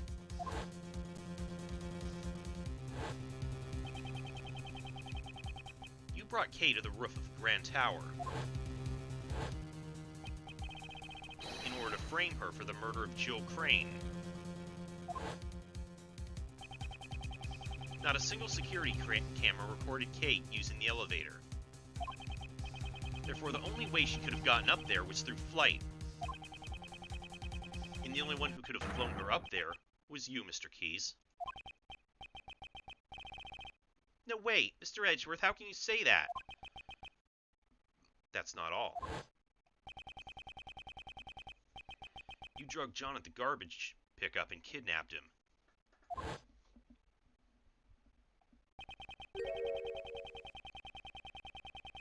Wasn't that why you were late when you came to watch the trial of Patricia Rowland? No way. I have no idea what you're saying. There's no way I could do things like that. Please believe me, Mr. Edgeworth. Please! I wanted to believe you. However, you've broken that trust yourself. That's horrible. Why would you say that? Didn't you once say that you would trust me? That you'd believe in me? Don't even worry about that. We're your allies.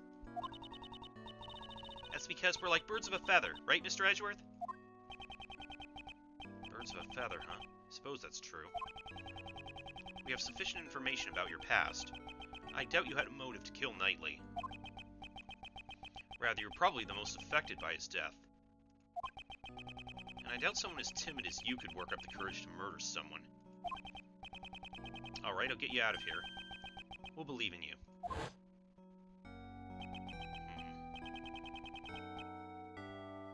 I'm so sad. Those words were all lies. It wasn't a lie. We really did trust you. Kay, even you. You said we were like birds of a feather, and yet... I'm hurt, Kay. You've hurt me deeply.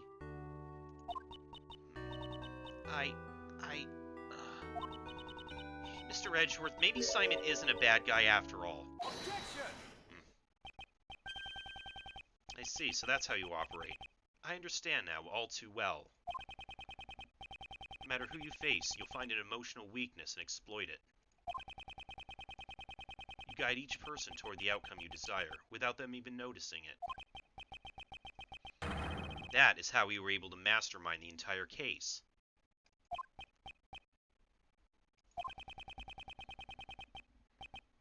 I may have fallen for your tricks before, but not this time. Simon Keyes, I indict you.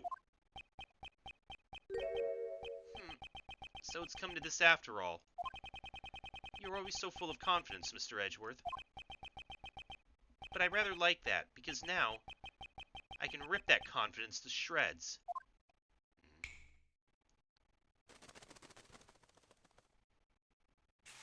Oh.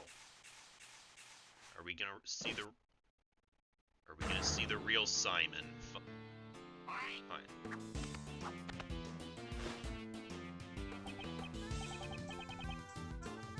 Ha! Good work, everyone. His personality is completely changed. So, the animal tamer who couldn't tame animals. That was all a facade. This is the real Simon Keyes. Simon, that's not true, is it? Truth or lie, what difference does it make? Huh? Mr. Edgeworth just made me a little upset, that's all.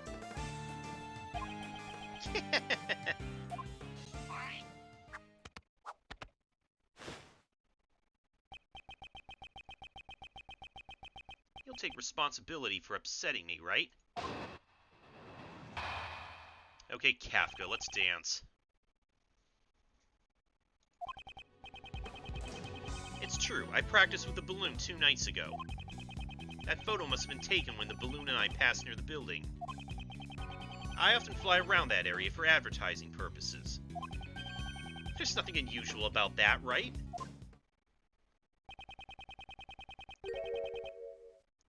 You often fly around the Grand Tower in the balloon. Yeah, even the circus needs to advertise.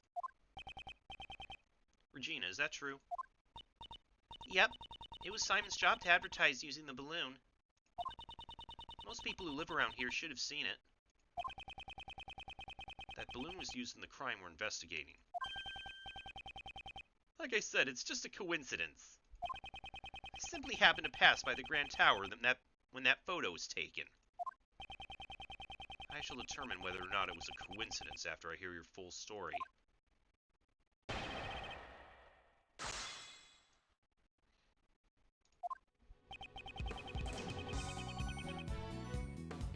Hold it! Was the balloon launched from this 10? There's a nice big park near the Sunshine Coliseum. I always launch the balloon there. I see. In that case, how do you transport the balloon to the park? Wait, do we still have the layout?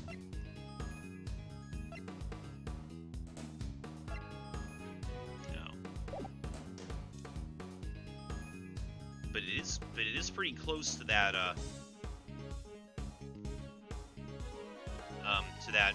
facility where he was found. Where John was found. I see. In that case, how do you transport the balloon to the park? Well, it's too heavy to carry by hand. It weighs several hundred pounds. And yet it can fly in the sky. Amazing, isn't it? I asked you how you transported it. Now answer the question. Huh, I can't even make some small talk. You're mean, Mr. Edgeworth. I used a truck. The balloon's loaded into the truck. Into the back of the truck. A truck. Yeah, the last time I took the truck and the balloon out was 2 days ago. Can't overlook that piece of testimony.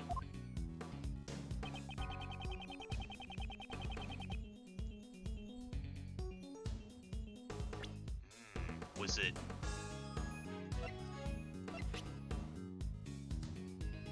Was it this truck?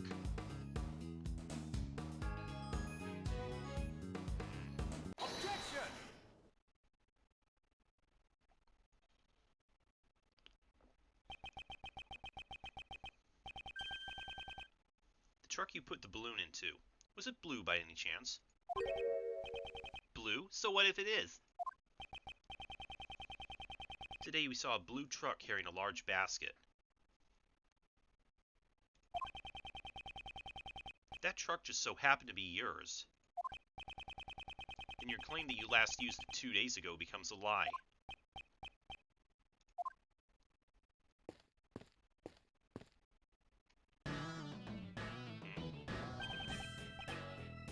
Agent Lang, Emma. Mr. Edgeworth, I finally found you. I've been searching for you ever since the incident yesterday. I dashed right over after Kay contacted me just a little while ago. Prosecutor Edgeworth, the thing you were looking for, I found it. It was placed in a blue truck at the dressing room parking lot.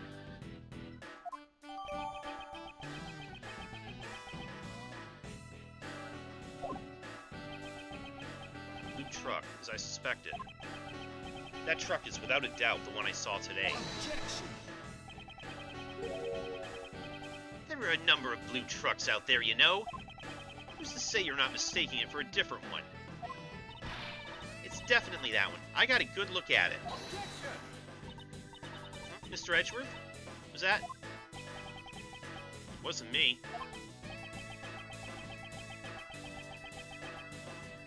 Okay, words have no strength without evidence to back them up. Ah, that's Mr. Edgeworth's voice. Evidence. Present evidence. Do I have any evidence to prove that this was the truck I saw today? What's wrong, Mr. Edgeworth? Why are you touching the truck? The truck's body is cold to the touch. Seems to have been parked here for some time. You can tell all that? You can figure that by just touching it? What can prove that this is the truck I saw?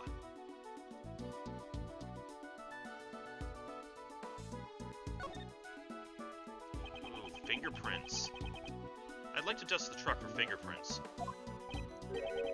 Fingerprints? What for? I don't see any point in that. A certain person's fingerprint should be left on this truck. Edgies. And those fingerprints will prove this truck was parked in front of the Grand Tower today. Whose fingerprints prove this?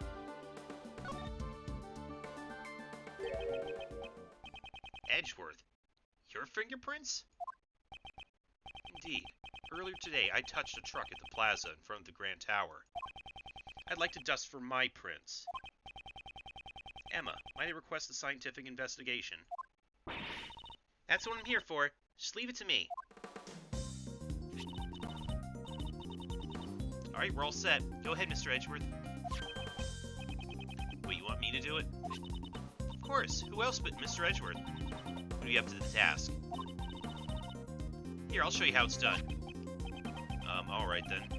You're the scientist. Why don't you just do it yourself?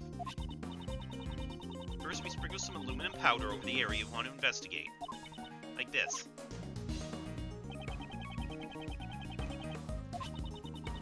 Okay, we've done this before, so we don't have...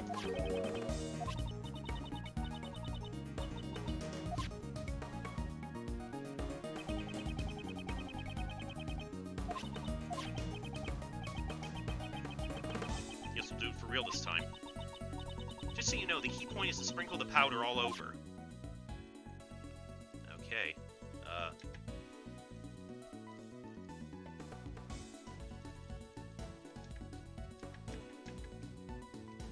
Here we go.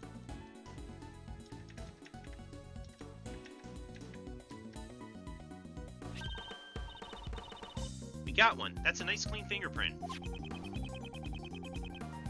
Let's run the prints against mine post-haste. Alright, just leave it to me.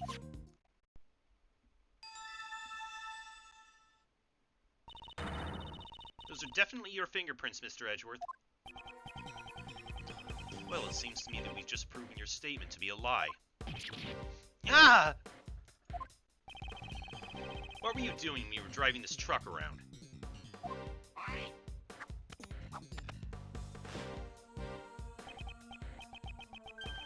just taking it for a joyride? Objection! Kay was abducted 2 nights ago. Your balloon was sighted not far from the scene. Today there was another kidnapping in which a garbage truck was used. And once again, your truck was seen nearby. Objection! This all sounds like nothing more than a pure coincidence to me. So it was pure coincidence that you parked near 2 separate kidnappings? I doubt that. You were involved in both kidnappings, weren't you? Isn't it a bit rash to automatically assume that the 2 kidnappings were connected? Objection! And what if I had evidence to prove the 2 crimes were performed by the same culprit?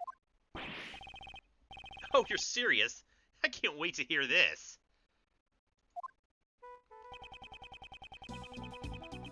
What did Kay and John's kidnappings have in common?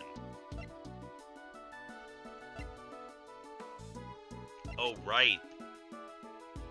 The same drug was used. Kay was knocked out with a very powerful sleeping drug. And a bottle of sleeping drugs was found lying in the place where John was confined. The contents of the bottle were a match with the drugs used on Kay. Objection! So that's all you got, huh? And here I was getting my hopes up. So the same sleeping drugs were used. So what? You think that connects the 2 incidents? Surely you must realize it yourself. That doesn't prove a thing. There must be something. Evidence that proves he is connected to those cases. The police, prosecutors, and even you, Mr. Edgeworth, in the end, you're all the same. You make up evidence as you see fit, just so you can send some poor soul to prison. Isn't there someone like that here? A poor soul who was wrongly accused in the past. Objection! You're wrong. Who would do such a thing? Objection! Then show me the evidence. If you're going to accuse me of a crime, it's only natural. Ugh, it's no use. Can't seem to find any other threads linking him to the kidnappings. Now then, have you finally run out of ammo, Mr. Edgeworth? I still have preparations to make at the circus, so you'll excuse me. Objection! Now, you two. No need to get so heated. And Simon, you're looking good in that clown makeup. Hey, what's your deal? Don't just butt in like that. Uncle Ray's not so good in such a stiff environment. I mean, why so serious, right? Hey, Kay, how about a little trick? At last, my moment's arrived. The great Kay Faraday presents... a Simon impression. Objection. Why, you... enough already. Psst, hey, Miles. I'm buying you some time to get your ducks in a row. There's probably a better way to stall for time than this, but whatevs. Ooh, nice one, Kay. I'm not so sure about this method either. But I have to find something that connects Simon to the case, and I need to find it now.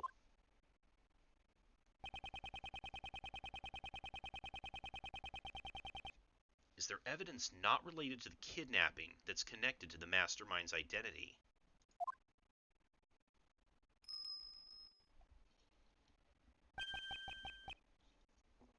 That's it. The mastermind is the same person as the young acolyte Dogen was looking for. If I can just connect the young acolyte to Simon.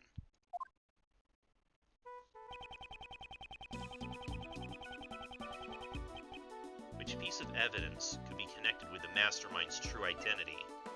We already found that to have been...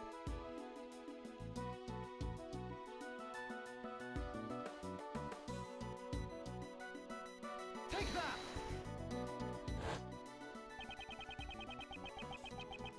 He was the one translating Knightley's chess into Braille, and vice versa. Oh, then that somebody must be the mastermind behind the case. The mastermind played a role in the correspondence chess. If I can prove that it was Simon, then...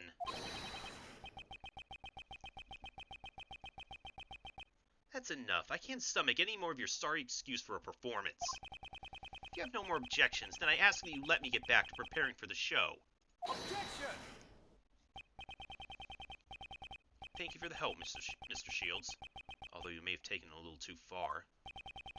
You sure look happy. I take it you found something. Look at me, I'm Simon. Simon's a clown. He's a funny, funny clown. Okay, you can stop now. Now then, Mr. Keys. Do you happen to like chess? That was rather out of the blue. But since you asked, I can't say that I dislike chess. The mastermind played correspondence chess with Sirhan Dogan. Objection! If I recall, it was Knightley who had been playing chess with Dogan, wasn't it? Are you saying that he was the mastermind? Objection! There was no way Knightley could have been the mastermind. The reason being... the mastermind had continued to work behind the scenes even after Knightley's death. That being the case, who could have written this letter? I believe someone acted as the middleman between Dogan and Knightley. So you're saying that you think I'm the middleman? And just why would I have to go through all that trouble and do something like that? Most likely to make it appear as if there was a connection between Knightley and Dogan. And as a result, Knightley was killed by Patricia Rowland. No way, are you saying it was all set up so that he would be killed by her? Objection!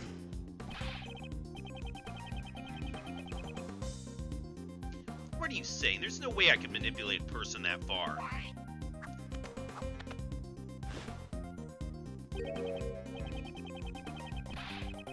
Look at me. Takes all I have just to get the animals to perform tricks.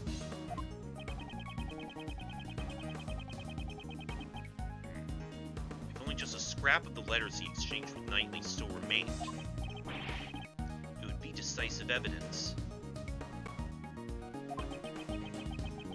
I'd like to investigate your room. There could be decisive... Objection!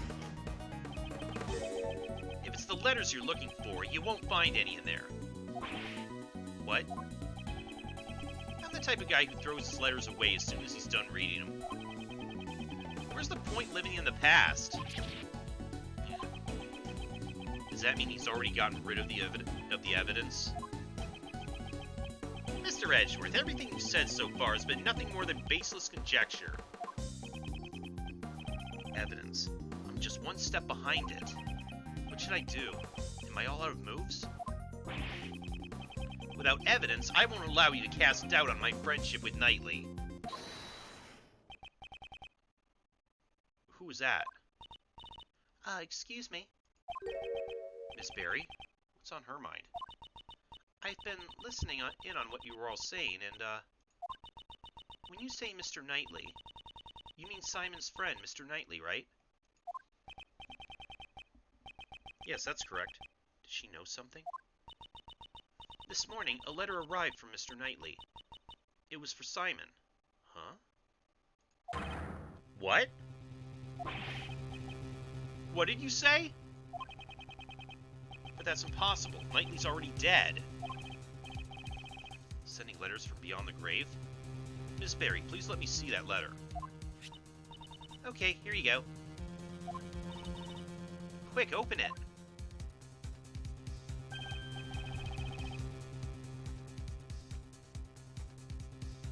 Next move. Next move. Move the pawn to g6. Now can you see the path to checkmate?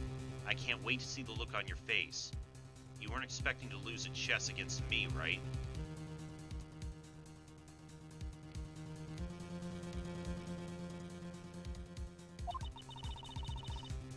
This is the response to Dogan's last move. Now can you see the path to checkmate? I can't wait to see the look on your face. You weren't expecting to lose at chess against me, right? postmark says March 26th, the day before Knightley's death. Seems the letter arrived late. Since the circus moves around so much, a lot of the mail people send us arrive late. Now, why was this letter addressed to you?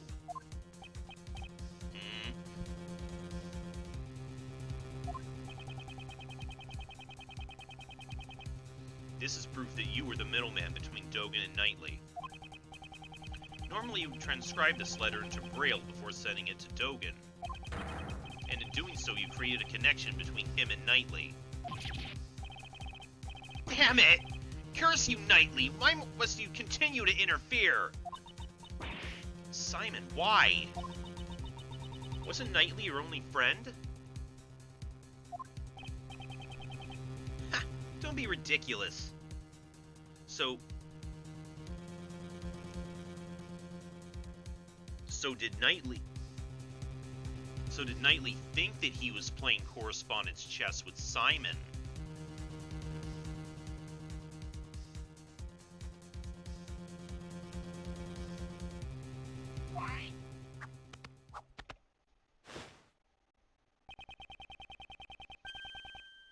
I stopped thinking of him as a friend 18 years ago. 18 years ago. Would that have been the day of the IS-7 incident?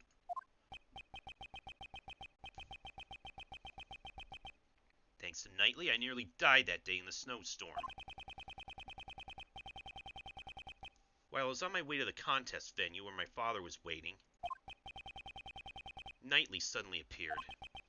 He held me down, tied up my hands and feet, and with tears streaming down his face, he kept apologizing. My dad's too scary. I can't disobey him. Please forgive me. I'm sorry.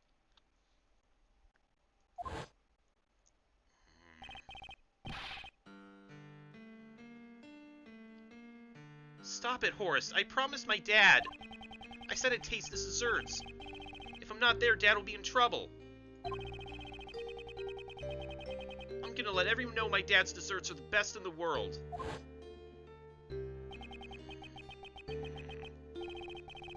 After that, he locked us inside a car. It was so cold I could see my own breath.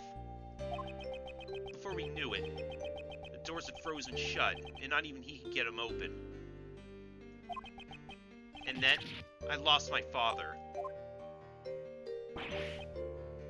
What? Your father? Horace Knightley was the son of the murderer who killed my father. What could this mean? His confession runs contrary to the information we have.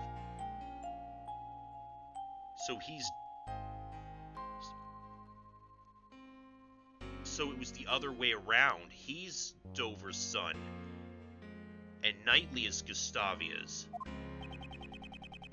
But the name of the victim in the IS-7 incident was Isaac Dover. Isaac Dover's my father's name. 18 years ago, my memories were muddled from the shock of my near-death experience. So it wasn't until later that I learned the truth. On that day, my father was murdered. The culprit of the IS-7 incident was a confectioner by the name of Dame Gustavia.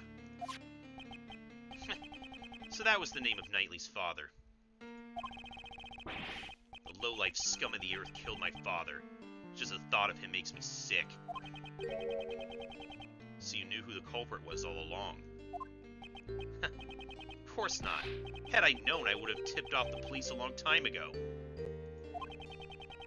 All I knew is that Knightley's father was trying to set up my own father.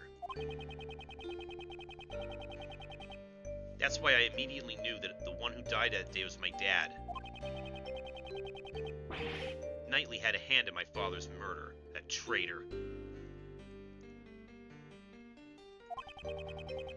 He was the son of a killer. It's only natural that he ended up dead. It would appear that you're a victim of a very serious misunderstanding.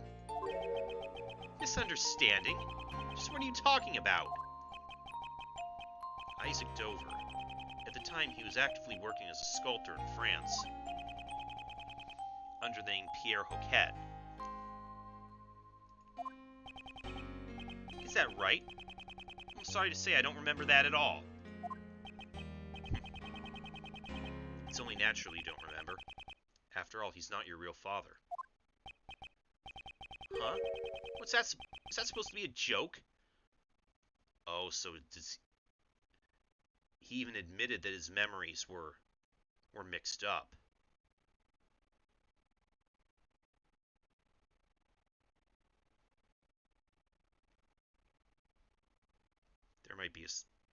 This might be the case of some serious, of a very serious misunderstanding.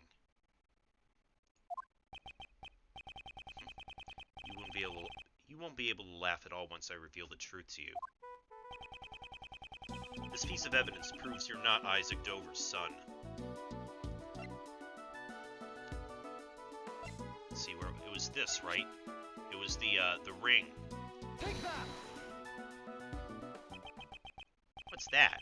Isn't that Knightley's chessboard and his ring? I want you to take a good look at this ring's design. There are 2 letters inscribed in it. That's the seal Pierre Hoquet used as his signature. 18 years ago, it was found lying near the body of Isaac Dover. Why would Knightley have my father's memento with him? The police had found Isaac Dover's son and gave it to him. Isaac Dover's real son is Horace Knightley. What? But that means I'm... In other words, you are Dame Gustavia's son. That's a lie! After all, my father is... My memories are...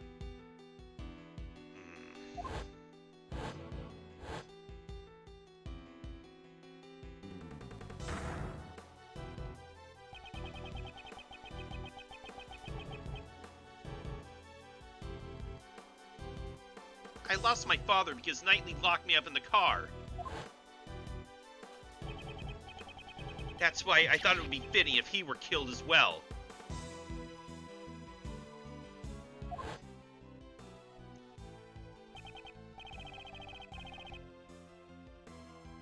Really? I'll be able to see a circus show, even in prison? I enjoy playing chess with you, but I'm looking forward to your performance as well. Yeah, he did think he was playing it with Simon.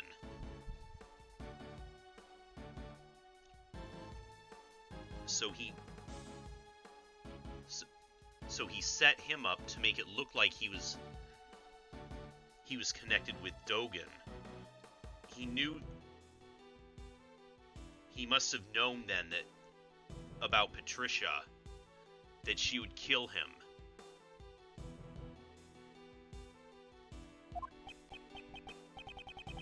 Yes, please look forward to it. Alright, better drop by again. I'll be thinking about my next move. Oh yeah, I left something special inside that chessboard for you. You should check it out later. Something special? I'm not quite sure what you mean, but thanks. I owe you one, Simon. If only you hadn't stopped me 18 years ago. It wouldn't have had to come to this. Did you say something? Nope, not a word. Goodbye, Horace.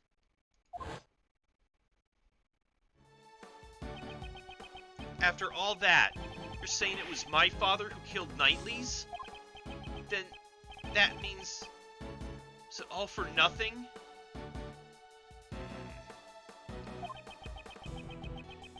I didn't want to become some weakling who could be killed by anyone. That's why I thought I'd follow in Mr. Dogen's footsteps. This finally proves it.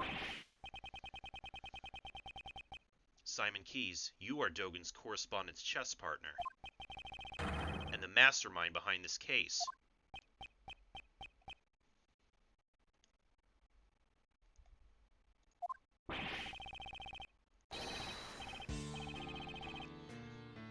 That's right, it was me. I'm the mastermind behind it all. Oh?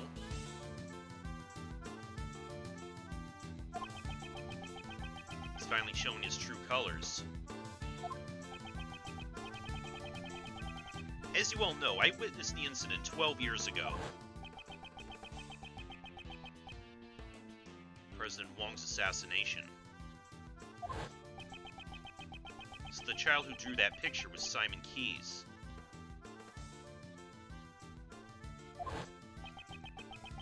When I was found out, I was subjected to horrible interrogations over and over by that heartless Patricia. I spent the nights trembling on my bed, terrified of what the next day would bring. I'm sure you can understand why I'd want to sneak out of there, right? However, Blaze would likely have sent pursuers after you. Exactly. I was on the run from them every waking moment, 24 hours a day, 365 days a year. I couldn't even sleep at night. I'd jump at the slightest noise.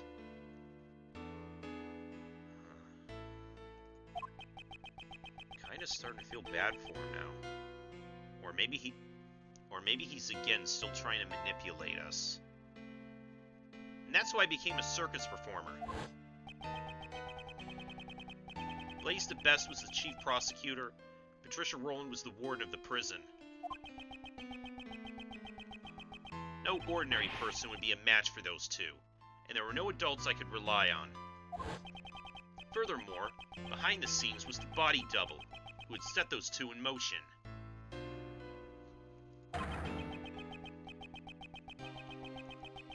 Though he was a fake, I was up against the nation's president. Talk about utter despair, right?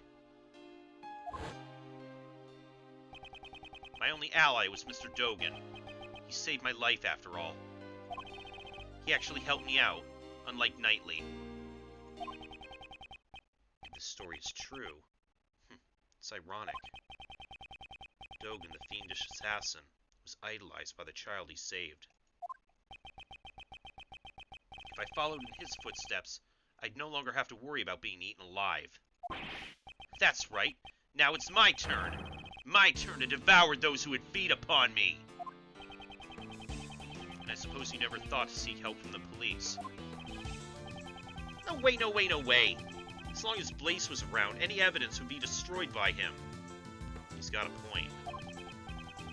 Actually, didn't something like that almost happen today during Patricia's trial? I knew from the very beginning that things would turn out like this.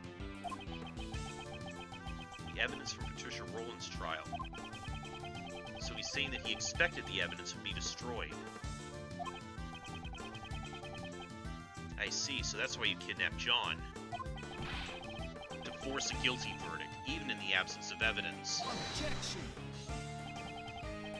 Who's to say, but in order to expose the crimes of 12 years ago, there was no other choice.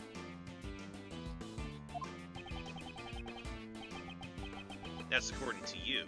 However, Blaze also attempted to kidnap John in order to manipulate the trial in his favor. Your methods are no different than those of the people you so despise. Objection. That's only if I were actually the kidnapper. But I would never do anything so evil. No way, no way, no way, no way. I just simply couldn't. Besides, Mr. Edgeworth, I'm actually quite thankful to the real criminals. For giving me the opportunity to extract such sweet revenge. Objection.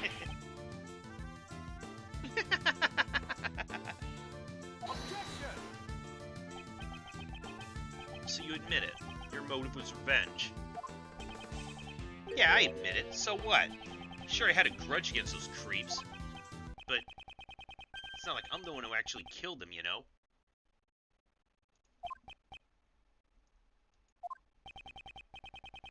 Truth be told, all I did was send some letters. I let Jill in on Blaze's secrets, and let Blaze in on Jill's secrets. And then the two simply ended up trying to kill each other.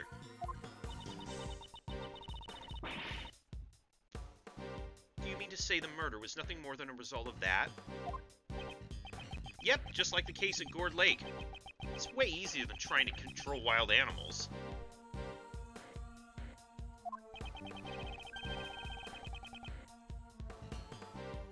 All I did was come up with a fake assassination plan for Knightley. So that was also a part of his plan.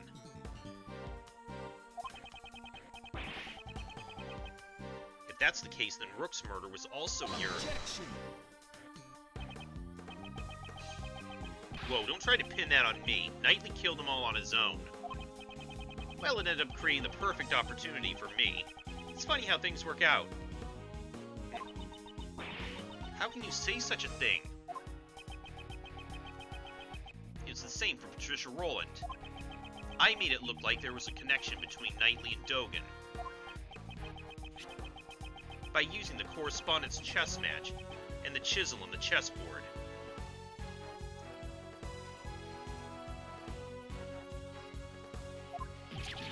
What? You mean to say that you were the one who prepared that chisel? That's right, I thought it would bring Dogen to mind. Quite a thoughtful little gift, wouldn't you agree? That was all it took to get Patricia to murder Knightley. Oh, the feeling that everyone around you is an enemy. I know it all too well. The tiniest spark can set off an explosion of fear, resulting in horrific mutual destruction. All I did was watch the comedy of errors unfold from the audience. And you are my final pawn, Mr. Edgeworth.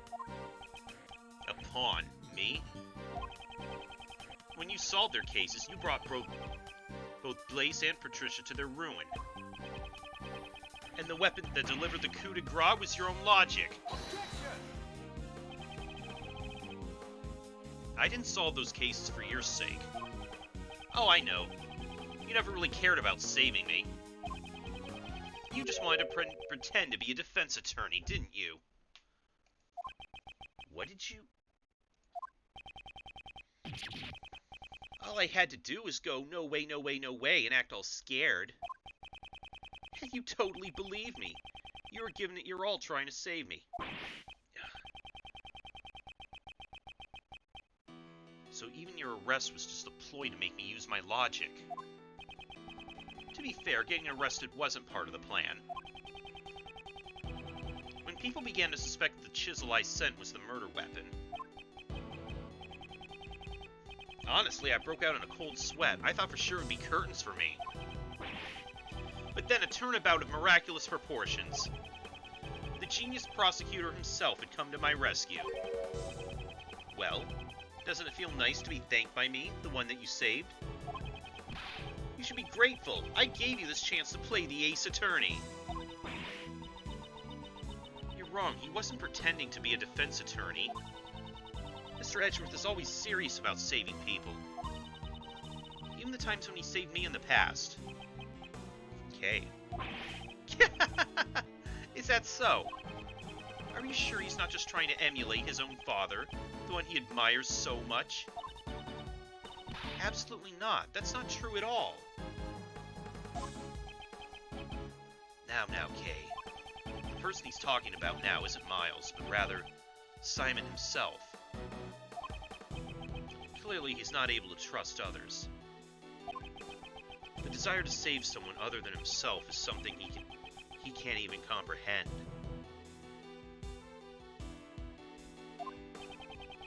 Say what you want, but make sure you think about it long and hard. Sure, all my targets for revenge got what they deserved in the end. However,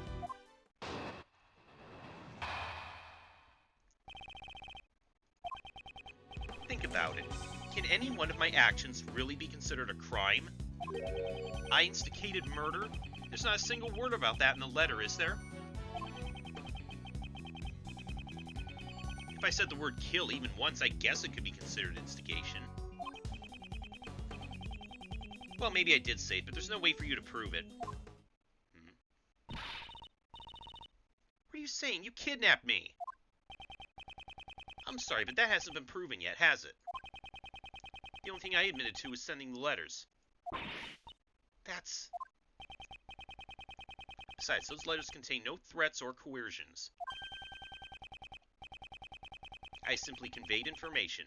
Information that each recipient would find beneficial.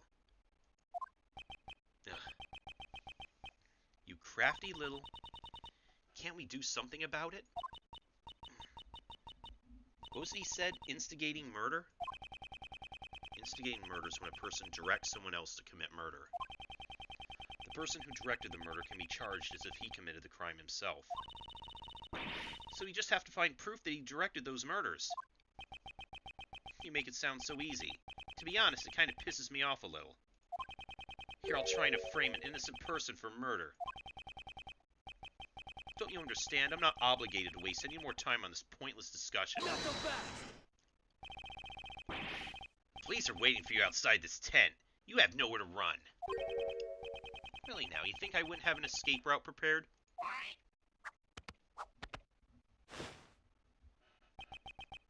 For example, let's say I gave an order so that all the animals here attacked you. Now what if I were to take my leave during the ensuing chaos? What'd you say? You can't be serious. It was just an example.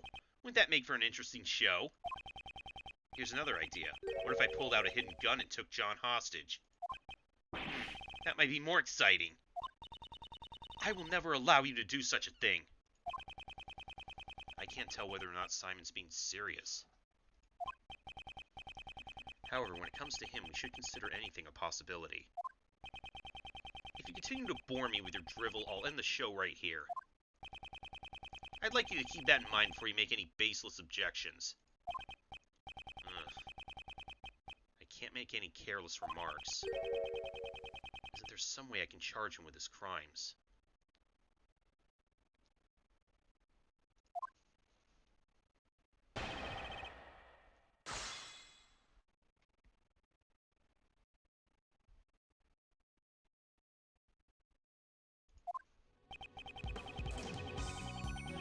My actions really be considered a crime.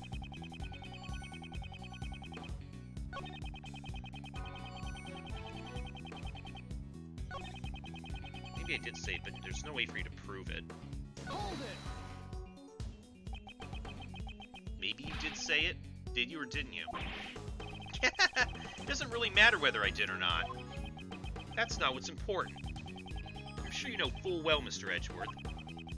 There's no way to prove it. There's no way any proof could exist. Until I find some sort of proof, my arguments are meaningless. Should I press him to draw out more information or review the evidence? At any rate, I must find some way to break through his defense. Is Simon really innocent of instigating the murders? That's impossible. I'm certain that it was all part of his burner plot. Yeah, we know he had the will to commit the crimes. We just need some way to prove it. What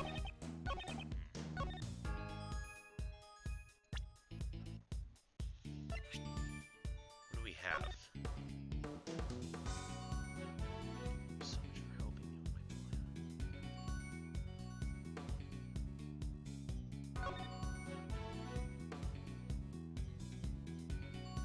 Please get revenge for 12 years ago. I don't know if it's that. What else do we have?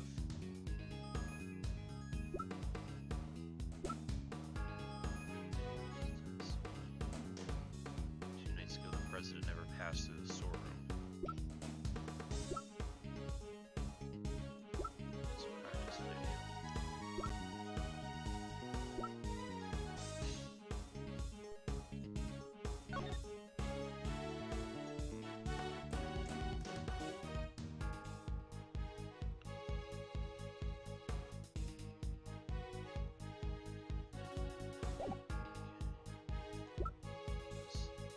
That's what Meadows.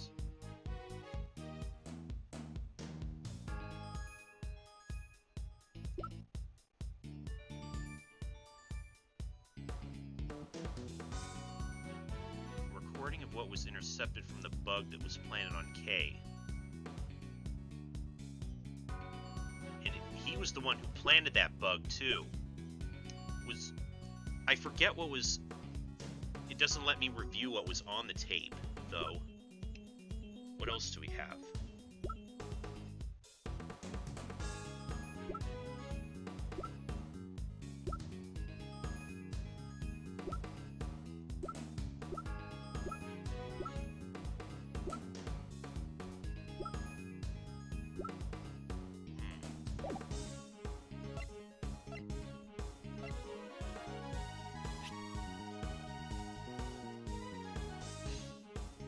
Let's try it.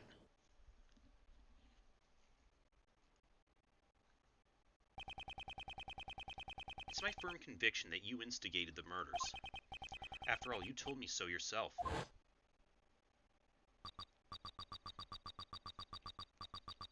Perhaps I should let you in on this, Mr. Edgeworth. Actually, I was the one who ordered Blaze to best to kill Jill Crane. What? Did I say that? I really don't remember.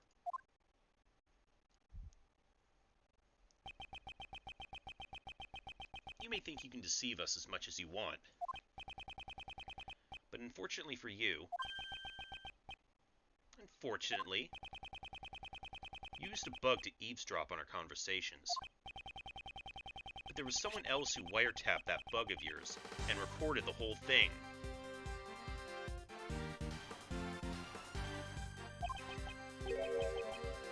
It was recorded?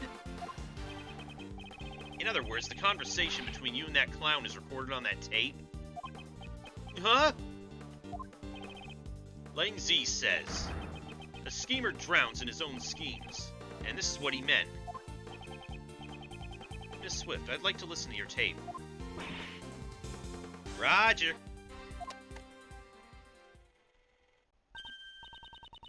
Ah, it's right about here. Mr. Edgeworth, Judge Courtney's cell phone is ringing. Who is this? Are you the person who ambushed Kay? Mr. Edgeworth, I want to listen on this too. Very well. This is where it starts. Well, I must say.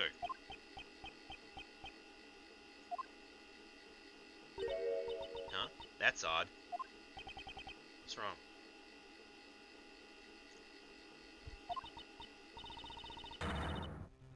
Well, there ain't nothing recorded past this point. What? Uh-oh.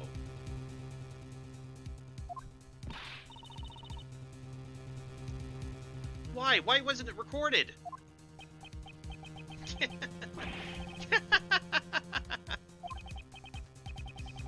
Too bad, so sad. Did you really think I'd leave behind any incriminating evidence? The bug I planted has a special feature. It can be turned on and off with a remote control. What? That sort of thing exists? Ah, so he... Certainly, remote control listening devices do exist. However... Are you saying you switched off the device so that your own voice wouldn't be recorded? Precisely. Impossible. You couldn't have done that unless you knew we were being recorded. Objection.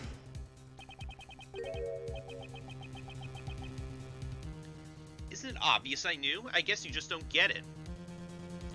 Okay, so I was doing the whole like the voice changer voice during those anonymous calls just because that was something I would have just assumed. But it would have been his own voice. You'd call it a hunch. I had a feeling I was being wiretapped. Miss Swift, was it? I figured things out because you knew about the kidnapping. Don't tell me. You were listening in on that conversation? That's right, though come to think of it, I'm surprised you didn't realize it up until now. Some genius prosecutor you turned out to be, Mr. Edgeworth. Yeah. Oh my, and what was the end result of all this? Ah, since you don't have any proof of the instigation charges, it's game over.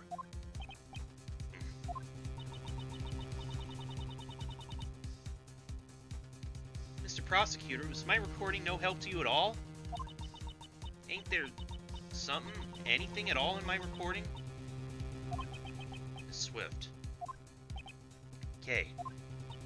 Yes? The bug was planted in your badge, right? Do you have any ideas? How do you expect me to come up with an answer right off the top of my head? You're the only one who came into contact with the culprit. Objection. How unsightly. You're all fussing over useless evidence. Let's move on to the next topic. Next! What's this? He seems a bit eager to change the topic of conversation.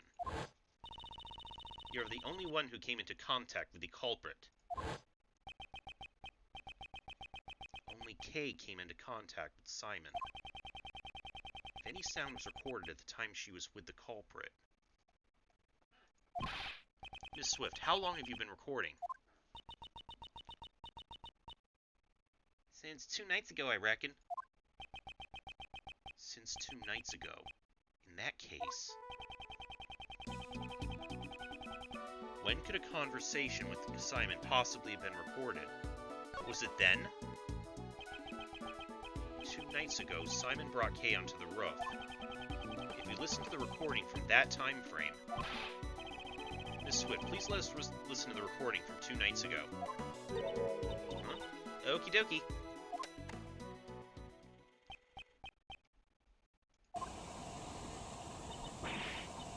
This is the sound of a hot air balloon.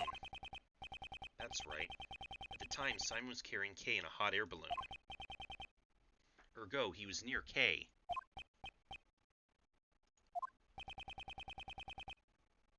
Isn't there anything recorded?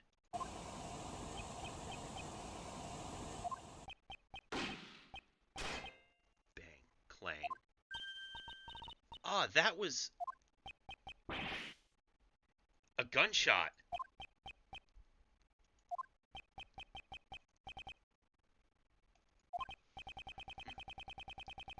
Seems you were quick to deactivate the bug. However, you were a little too late. You can't run anymore. That gunshot ties you to the case.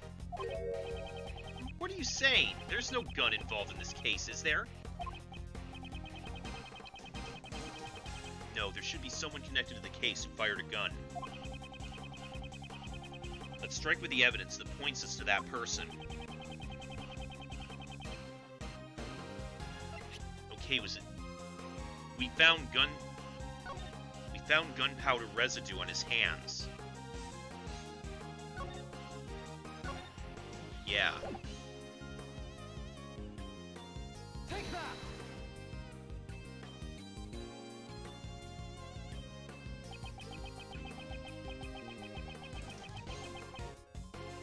It's written right here in the body double's autopsy report. Gunpowder residue was detected on his right hand. Yeah. Where was Kay at the time this gunshot was reported? That's right, she was being carried to the roof of the Grand Tower in your balloon. And as it turns out, there were a few more people on that very same rooftop at the time. You mean the double and me?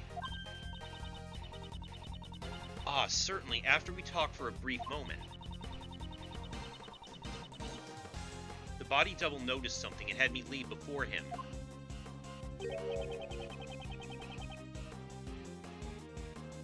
Now, what if the gunshot rang out after that?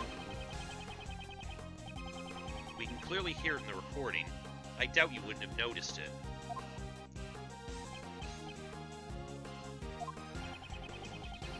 Do you intend to feign ignorance until the very end? That's nothing more than mere conjecture. What we heard on the recording wasn't just a gunshot.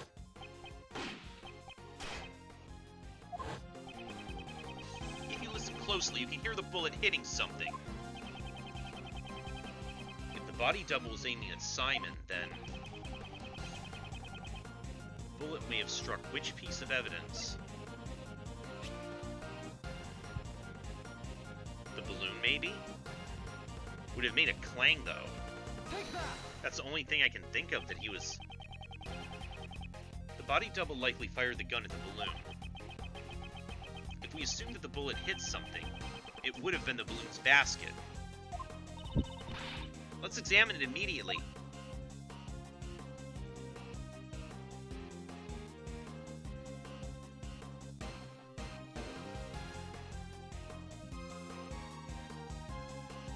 Oh, what have we here? This hole. It's a bullet hole. A bullet hole was found in the basket. You won't be able to talk your way out of this one.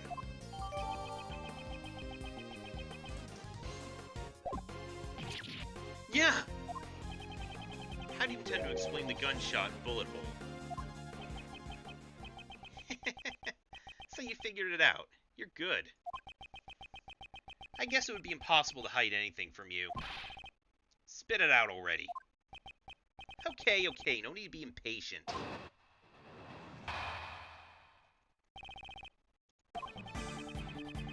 It happened when I was riding the balloon to the rooftop. I saw the body double and you, Miss Courtney, on the roof. Talk about a surprise. Only the double noticed me. He told Miss Courtney to leave ahead of him.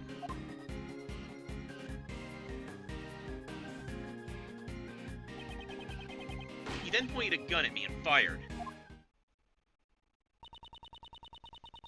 Why did he want to shoot down the balloon? It's simple. The body double had intended to kill Miss Courtney. Kill me? That's right. You talked to the double about John, didn't you? Well, it's not like the body double would have met with you otherwise. From his point of view, it was like showing him evidence that he was a fake. Ah, so you think he might have...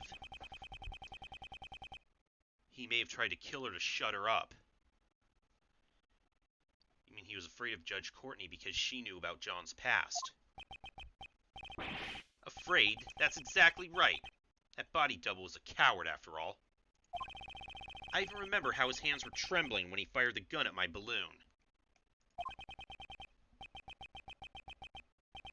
Are we all clear now? I was only there by chance, just a friendly witness who was passing by.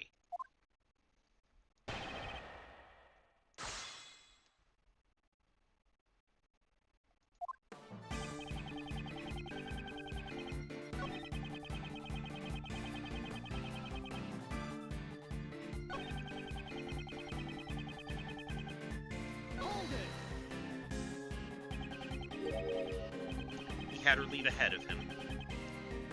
Didn't you say the body double had planned to kill her? Maybe he thought it would be bad if someone saw the scene of the murder. At the time, no one knew that the president was a fake, right? Once he got the info on John, he'd be able to kill both mother and son whenever he wanted. Thank goodness he's dead. Now you're both safe. You should be happy. Whatever emotions you have toward that man, please put them aside until it's all over. For now, please continue your story. As you wish. And so that cowardly body double must have panicked when an eyewitness suddenly appeared from the skies. The bullet struck the balloon's basket cleanly. I panicked, quickly tried to get away so he wouldn't shoot me down, but... Talk about a close call. You say you tried to get away right then. That's right. Is there a problem? Is there a problem with his statement?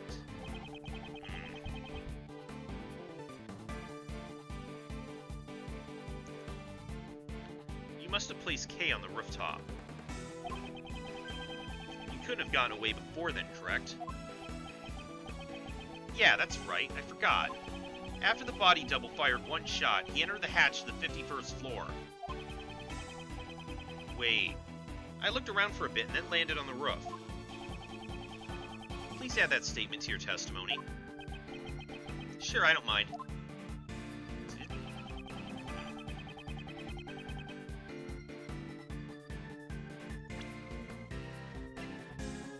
Was this it? Yeah, he never passed through the storeroom.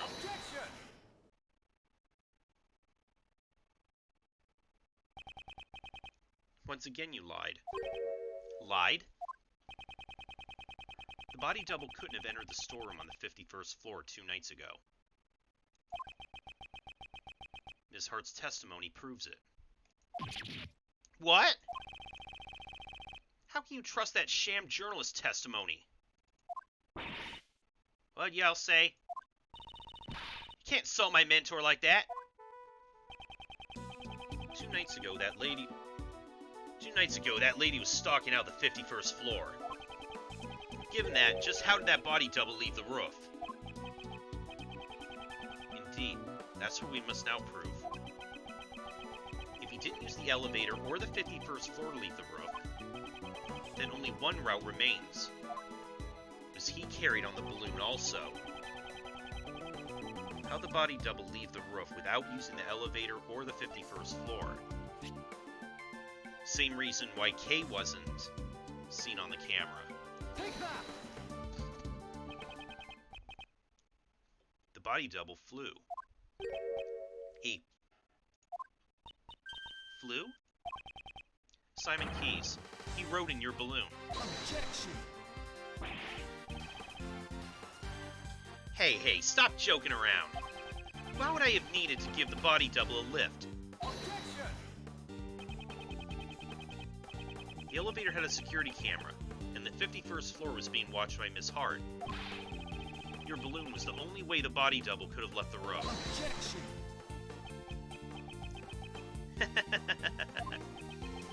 At the circus, we often perform dangerous stunts in order to surprise the audience. You think you've got me cornered? Sorry, but the show ends here. What? Hey you, Lotta, was it? I'd like to ask you something. Are you saying you stood watch on the 51st floor the entire time without any breaks? Well, Rick, of course. There ain't no mistakes in my testimony. Objection! Really now, but didn't the sound of Mr. Edgeworth's assistant falling into the storeroom cause you to faint? How does he know that? I didn't mention it before, but after that, I might have dozed off a little. To be more precise, I fainted. Well, something like that. So something did happen. Or was he present when she said this? Miss Hart, I've determined the sound that made you faint. It was likely the sound of Kay falling into the storeroom floor. What's your point? Nobody's perfect. Look at her, Mr. Edgeworth. That's the kind of person you're relying on. Objection!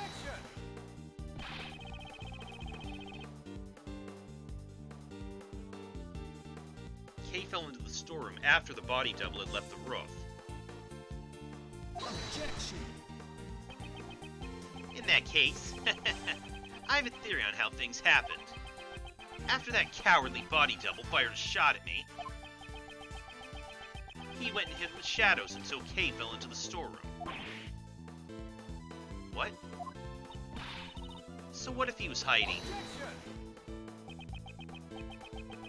Good grief, you guys still haven't noticed? What if the body double stayed hidden until Lotta had fainted? Then he went down to the 51st floor. That can't be.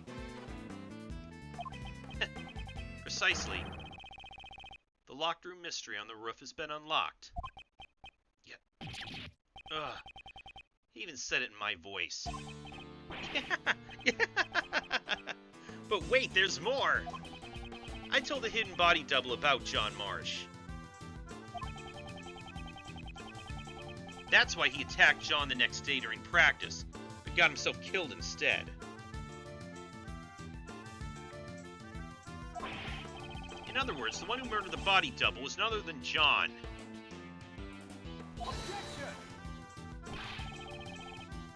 John had no motive to kill the body double. Objection. He knew he was the real president's son. And how would he have known that? Because I told him so, in a letter. What did you say? That is a lie. Yep, it's all a lie. Huh?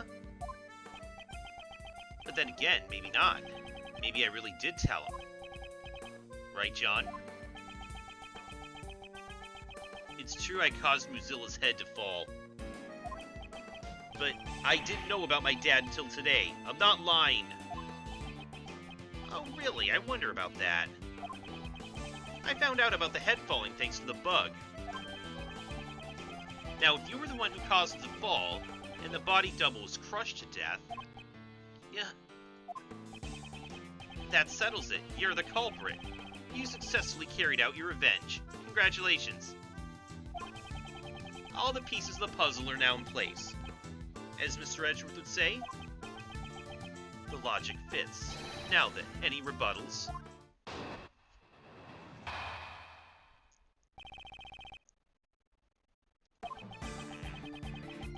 Manipulating humans into fighting with each other. Sounds just like me, right? I did the same thing to Knightley and Blaze. At any rate, there's no way the body double could have gone for a ride in my balloon.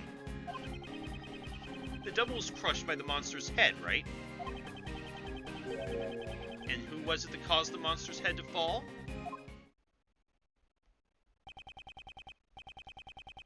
Do you understand now who the body double's real killer is? The truth that I provided them with gave them a big motive for murder. Get it? Those two tried to kill each other because of the truth you're so fond of. Impossible. Hey, you detectives over there, hurry up and arrest this murderer. What's wrong? Why aren't you moving?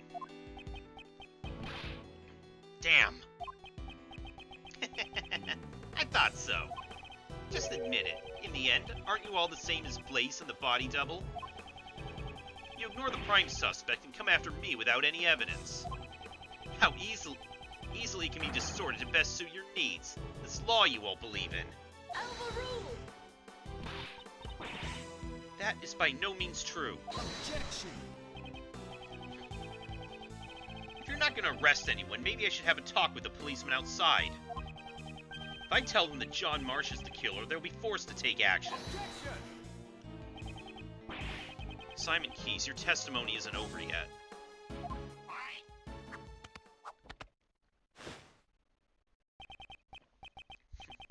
Really? I figured you'd try to stop me, Mr. Edgeworth. You don't have any evidence, do you? Which means there's no chance for you to win, right? But if you still plan to stop me, you should be prepared to take on this much risk. Holy shit. Whoa! That much? It's only natural. After all, the fate of the true culprit, John Marsh, is at stake here. Hey, Miles. Why don't you take a nice deep breath? Mr. Shields? At times like this, you should take a breather and think back. Defense attorneys always remain calm in a pinch and smile in the face of danger. The point of contention between your logic and his claims lies in the body double's escape route. How's about, for example, you think of it like this. What's important isn't whether or not the body double got on the balloon, but rather, if we were to assume he did, what circumstances would have allowed for that? Turn my thinking around.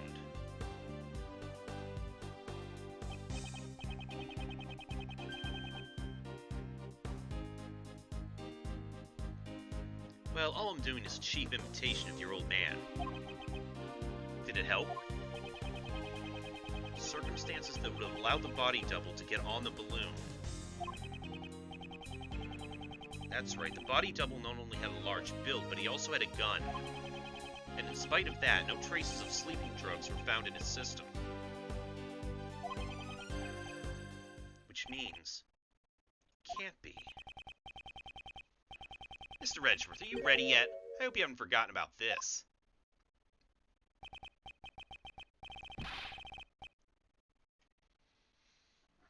This is bad. I must break his testimony somehow.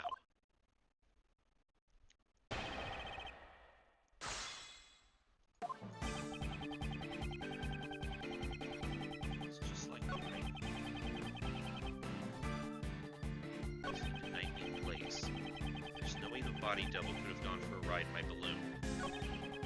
The double's crushed by the monster's head, right? We haven't determined that yet. Allow me to propose a question. Was the double really crushed beneath the monster's head? Objection! For a genius prosecutor, you sure are quick to withdraw your previous statements. Weren't you the one who deduced that he was crushed by the monster's head to begin with? Objection! Indeed, I certainly came to that conclusion once before. However, that was when we knew nothing else that was capable of crushing him to death. Objection! New? Why the past tense? It's not like there's anything else now, you know. The body double was crushed to death by the monster's head. That's an unshakable fact. Is there nothing else? Decisive evidence that connects this man to the crushed president. How unsightly, Mr. Edgeworth. Why don't we stop this useless struggle? Besides, don't you already know who the culprit is? Remember?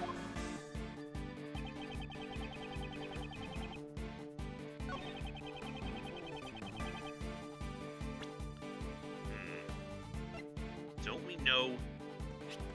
Could he have been...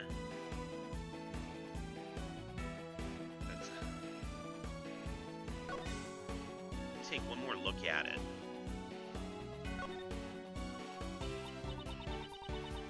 I took a ride in this basket, didn't I? Indeed, you've been drugged, so it would make sense if you don't remember it. Aw, he could have at least kept me awake so I can enjoy the hot air balloon ride. I'll never forgive you, Mr. Mastermind. Beat him to a pulp, Mr. Edgeworth. I'm sorry to disappoint, Kate, but if I did that, I'd be arrested for battery.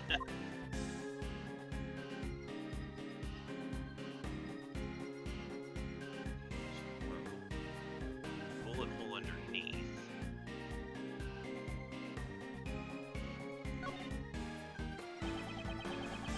The gunshot fired by the body double was recorded on the tape. And this is where the bullet hit its mark. There's no way Simon can deny that now. Mr. Edgeworth, you absolutely have to expose the truth. I even got kidnapped in order to steal this evidence. Leaving aside of whether or not I would call that stealing. Of course, that was my intention all along. I absolutely won't let him escape. I know they talked earlier about how much this thing weighed. And that was why it had to be transported by a truck. Did he actually land the balloon on him? And that's why... Objection!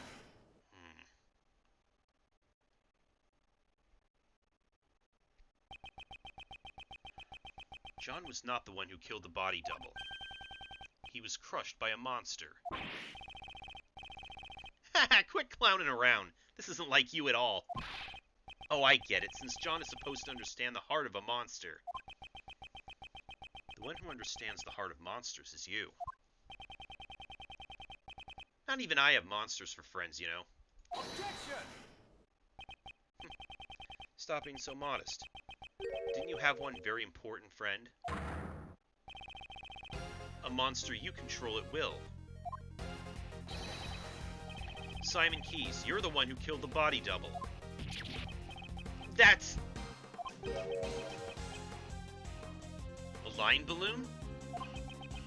A monster made of cloth that expands when filled with hot air. It suits you quite well, wouldn't you agree? Sorry, but I have no idea what you're talking about.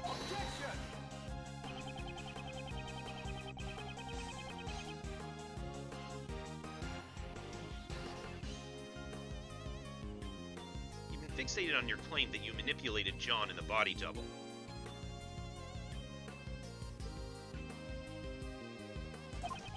Probably because it's an impossible fantasy of yours.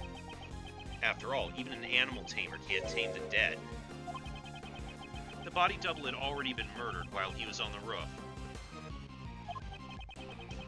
And the murder weapon was the balloon you were in. Yeah.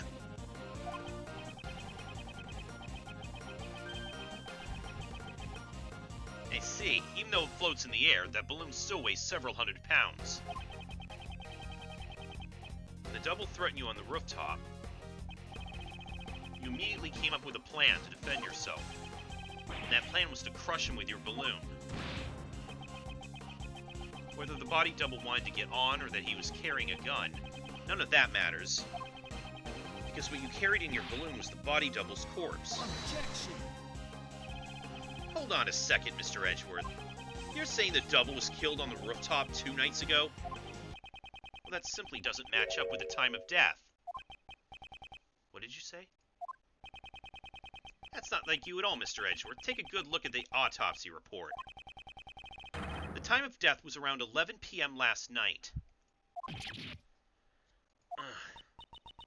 Last night. That's right, the very night Muzilla's head fell.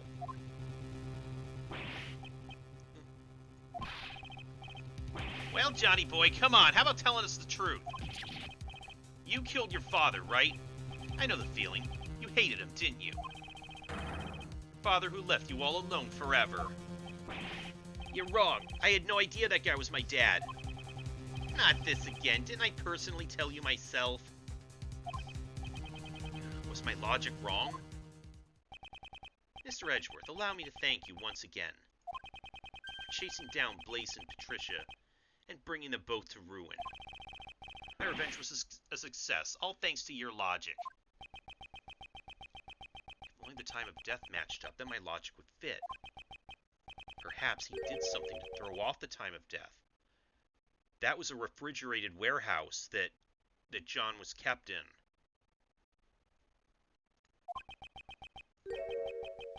And what's more, Dane Gustavia, was it? You even took down the culprit of the IS-7 incident.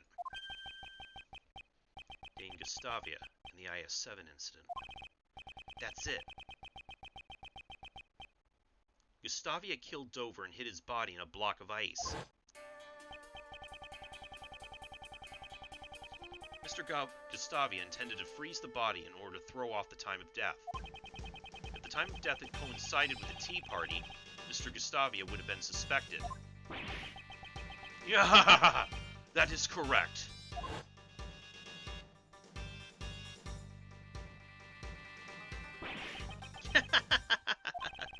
It's a shame I didn't get to witness his destruction. How can you say that? Wasn't Mr. Gustavia your father, Simon? I'm scared. So scared. Miss Rowland keeps asking me about that day. Daddy, help me. Why don't you come save me? Is it because I broke my promise with you and didn't eat your sweets? I couldn't care less. My father left me all alone. Even if we share the same blood, that man's not my father. Objection!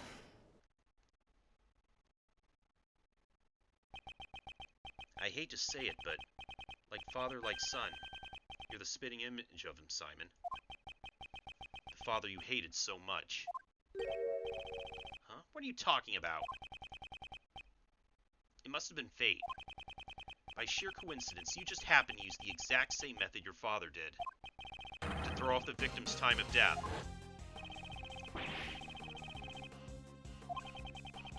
A refrigerated warehouse. You're saying I threw off the time of death?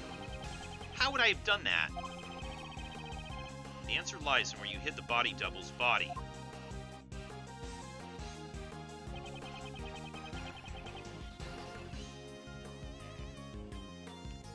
Take that! Throwing off the time of death by freezing the body, along with John's kidnapping. It seems everything's coming together. The kidnapping, why are we going back to that? I don't know a thing about it. Yeah, John was confined in a refrigerated warehouse. That's right, you kept the body double's corpse in that very same warehouse. 18 years ago, your father hid a body in the same way. What? My father, the one who abandoned me, did the same thing? Who would have guessed that both father and son would use the same method? Objection! Stop it, don't let me in with that guy! My father, I'm nothing like him. There's not a single connection between us. Objection! You may think so, but even now your bond with Mr. Gustavia still remains. Didn't you say once before, I don't like sweets? That may have come from the shock of losing your father, don't you think? You guys have no idea what you're saying!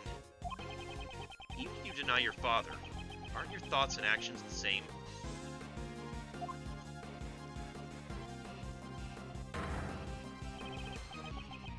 Particularly, your belief of sacrificing others to protect yourself. And finally, your crimes are brought to light just as his were.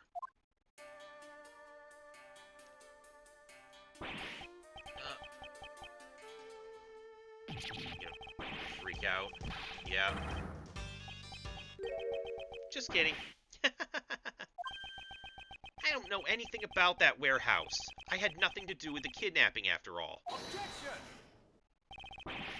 In order to threaten Judge Courtney, it's clear you partook in the kidnapping. Objection!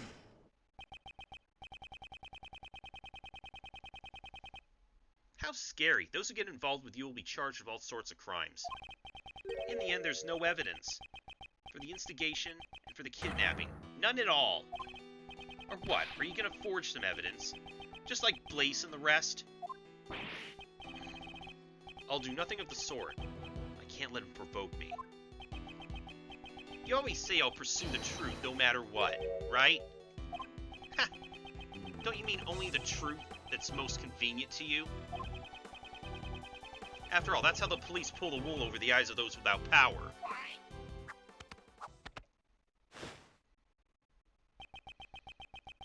And that's why my revenge was necessary. None of you can catch me. Not Patricia, not Blaze, and not even you. Mr. Edgeworth, at this rate, isn't there something, anything we can do? Even though all my logic points to this man. I just need evidence. Even a single piece of evidence would suffice. Well, it's been a fun show, but it looks like it's time for the curtains to close. If you'd like, why don't you come and see my next performance? I'll let you, if you admit defeat.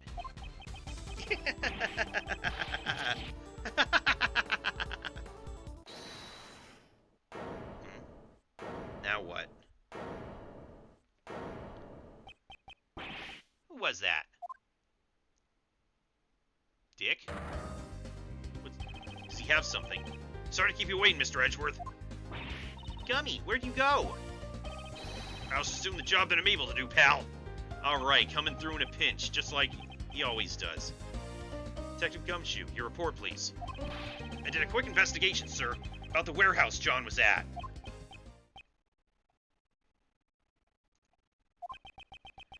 That refrigerated warehouse is currently being rented by the Very Big Circus, just as Mr. Edgeworth said.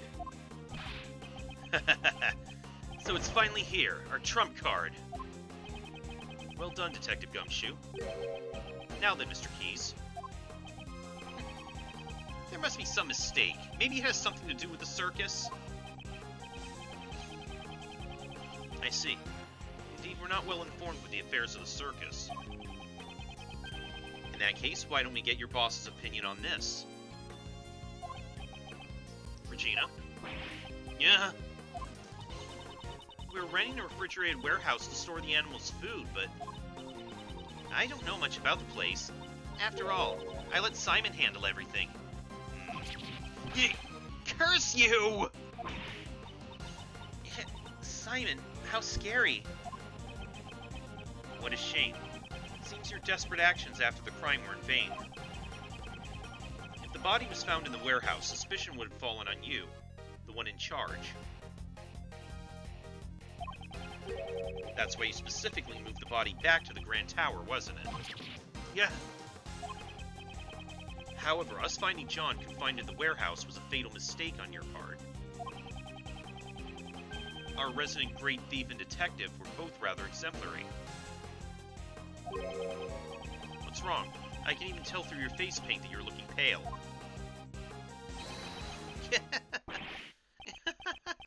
It's not over yet, Mr. Edgeworth. Your logic is missing the most important piece of evidence. Oh, hi, Arkanoid. Thank you for coming. I know this one's going real late, but this is the last chapter, and so yeah, I just wanted to go through it to the end. Isn't it obvious? Evidence that I killed the body double with a balloon. You can't present it, can you? After all, there's no way such evidence could possibly exist. The evidence. It exists. What'd you say? If Mr. Keyes murdered the victim, traces of the murder should still remain here.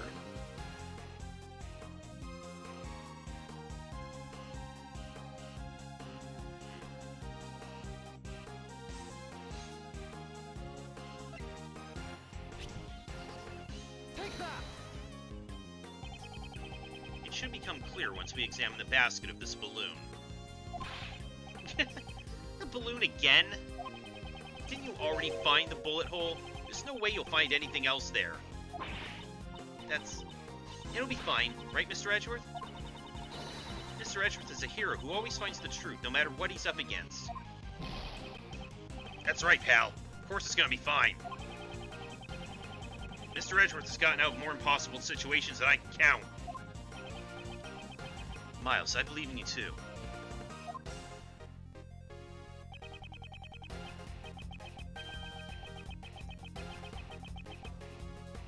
But more importantly, I'm sure your old man watching over you believes in you as well.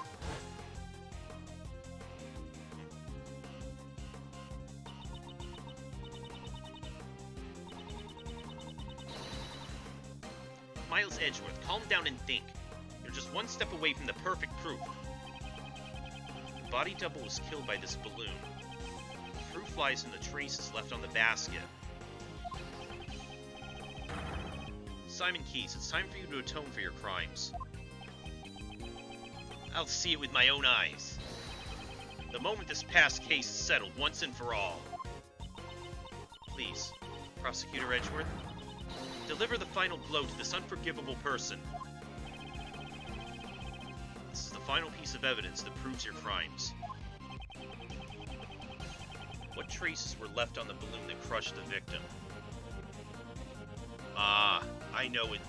The flowers, right?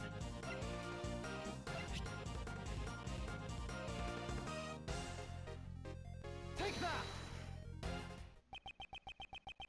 When John found the body, a bouquet of lion lilies was there as well. Lion lilies, the flowers from Zhang-Fa that represent the bond between parent and child. That's your evidence? Surely they must be buried under a mountain of garbage by now. Moreover, the one who threw it away was John himself. It's not much of a bond now, is it? The language of flowers stuff has nothing to do with this. Calm down, John. Certainly you may have thrown the flowers away. However, I believe those emotions remain as strong as ever. Those bonds will surely protect you from that man, in the form of my final piece of evidence. What the heck are you talking about? Those flowers were crushed, although they must have come into contact with the murder weapon. Perhaps we'll find the very same pollen still stuck to the bottom of the basket to your balloon. No way, no way, no way, no way. You guys just examined the basket a few minutes ago. If there had been any yellow pollen stuck on there, wouldn't you have noticed it then? Objection! Mr. Keys, evidence is not restricted to what you can see with the naked eye. What? Emma? Yes. Would you perform one more scientific investigation for us? Leave it to me. The balloon's basket, right? Ah, a reaction. This is clearly pollen from a yellow flower. We'll find out soon enough whether or not it's from the same flower. What?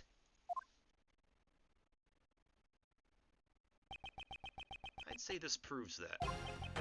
The body double's death was caused directly by your own hand. No, wait, that can't be. You crushed the body double to death on the roof of the tower. Then you retrieved the body and hid it in the warehouse.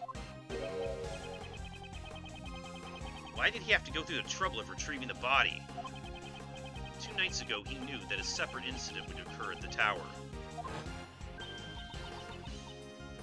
Ah, Miss Crane's. Precisely. Leaving the body there would have disrupted his plans. I see, but even so, he couldn't leave the body in the circus warehouse either. Exactly. So the next day, when he was bringing the body back to the tower once again, he saw the small fire John started, which caused the Muzilla's head to fall. Was that when the idea came to you? Your plan to pin the crime on John? Yeah! You made it look like the murder weapon was the fallen head. Such foul, cowardly behavior. For that reason, you carried the double's body in the balloon and lowered it into the film lock. At that time, the figure of the body double being lowered down by a rope was captured in John's video recording. Oh, is that what? Damn, it was all... You saw through it all? Damn it! Damn you! You manipulated animals, you manipulated people, and you manipulated cases. Almost as if you were a king. However, it's now all come to an end. Simon, the animals have gotten angry. Even Money and Estique. You never thought of them as your friends at all. How sad. Damn it! Don't you look at me with those eyes!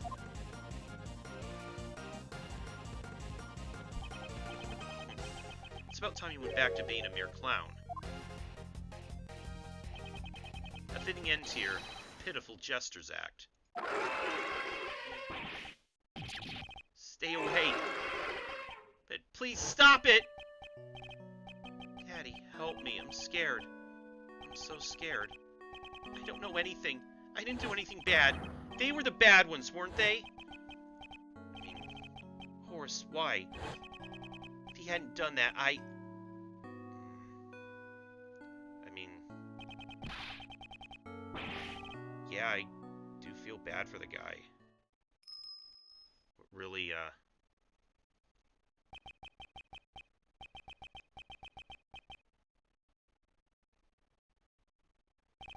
None of them were really innocent in all of this. The only one who helped me was Dogen, so I used everyone else. What's wrong with that?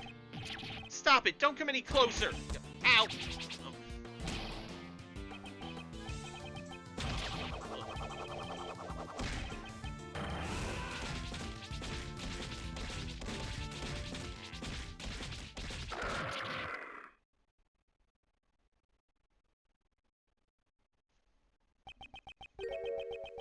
Seems the game is finally over.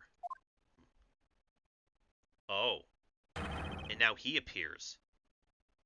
Shelley D. Killer. Mr. Edgeworth, I must thank you. You have exposed the true identity of the mastermind. Now I'm free to... What? Drawing a gun would be most inadvisable. Stay where you are and don't move. Yeah, I don't have a gun! You do have a gun, do you not? You intended to draw and fire without anyone noticing it. He must have taken it from the body double when he killed him. This man has betrayed his bond of trust with me. He would have me kill the president while knowing full well he was the body double. Lying about a target is an extremely dangerous thing to do to an assassin. Not having all of the cards on the table can seriously jeopardize an assassination. However, what is even more unforgivable is your deception and your attempt to manipulate me. The time has come for your retribution. Stop! Huh? Oh. You are...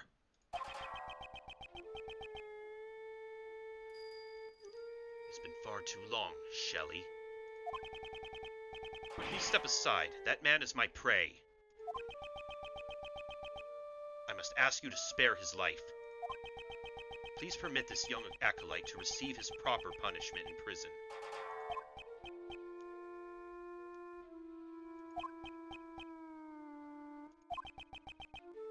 And if I refuse, his is the first life I have saved. I will not allow it to be taken away so easily. You saved a life?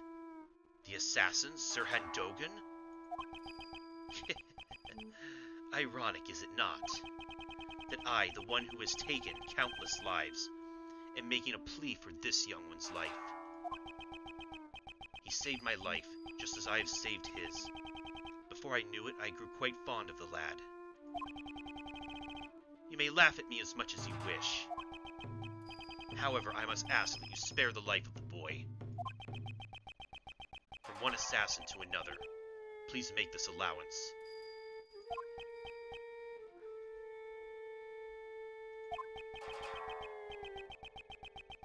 I understand, if you're willing to go that far. You have my thanks. I am in your debt. No need for thanks. I simply felt there would be no merit in a fight to the death with you. That is all. And with that, I must take my leave.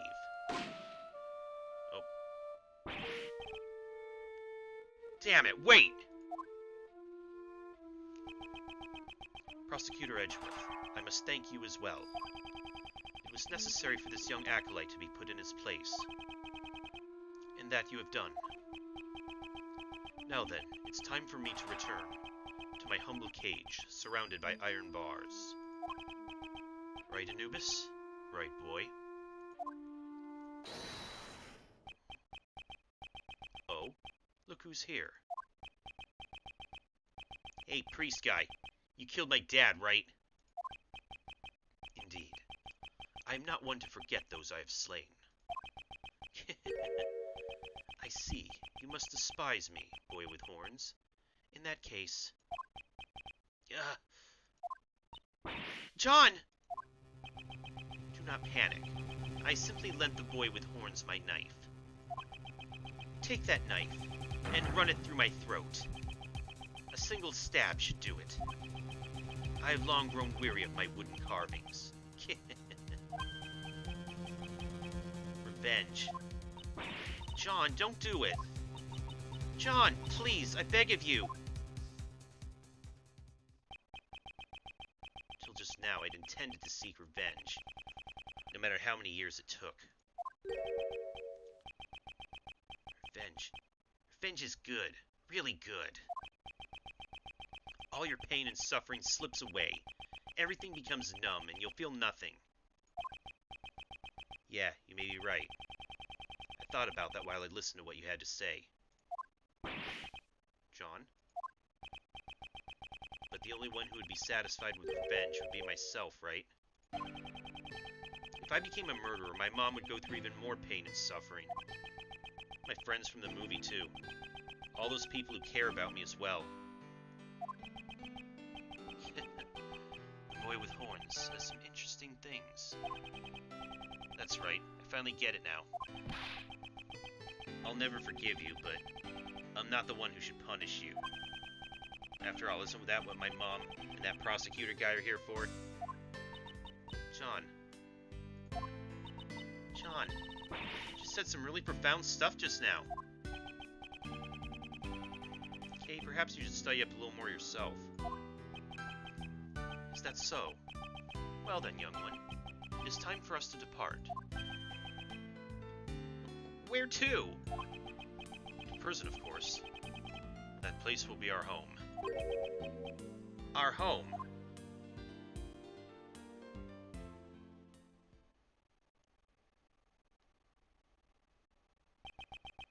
And with that, the case that involved and infected so many people came to a close. However, there was still one last thing I had to do.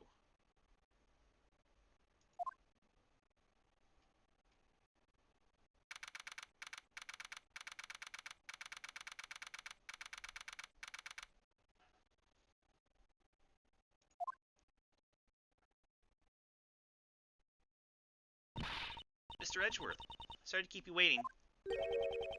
Why'd you call Uncle Ray and the rest of us out here? Mr. Edgeworth.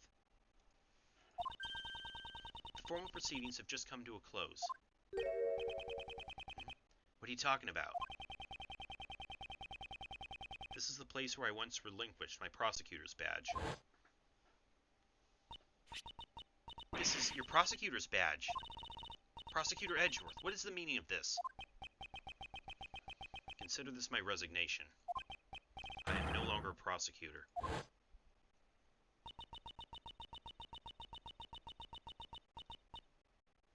In order to save me when I was suffering from memory loss, you... A certain man once said, the only ally a defendant has is their attorney. By trusting in their client, an attorney draws closer to the truth. The sight of that man still shines brilliantly in my eyes. Just as the image of my father fighting in court does.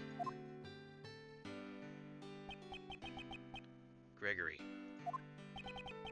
However, this is nothing more than that man and my father's way of life. It is not mine. Mr. Edgeworth, I think I shall live as a prosecutor after all. I see. So you've made your decision. I'm sorry. No, I understand. That's your answer, isn't it? It is. Okay, then that's the end of this conversation. Don't regret it. Even if you beg me later, I won't let you work for me ever again. I understand. But you know, Miles, mind if I ask you why you chose to live as a prosecutor? Mr. Shields, you asked me this before. To fight crime as a prosecutor, or save people as a defense attorney, I want you to think carefully about how you want to live your life from now on. I've thought long and hard about that question ever since. How should I live my life? And after this case concluded, I finally found my answer. I want to save people as a prosecutor. As a prosecutor. Simon Keyes, he too was a victim.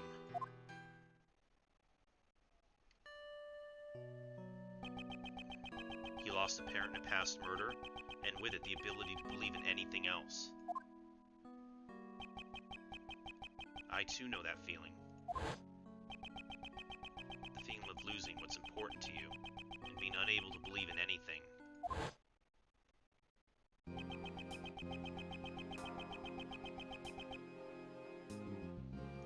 I doubted everything during my lonely battles in those days. All I can hope to do is get every defendant declared guilty. one who saved me was... Phoenix. Yep.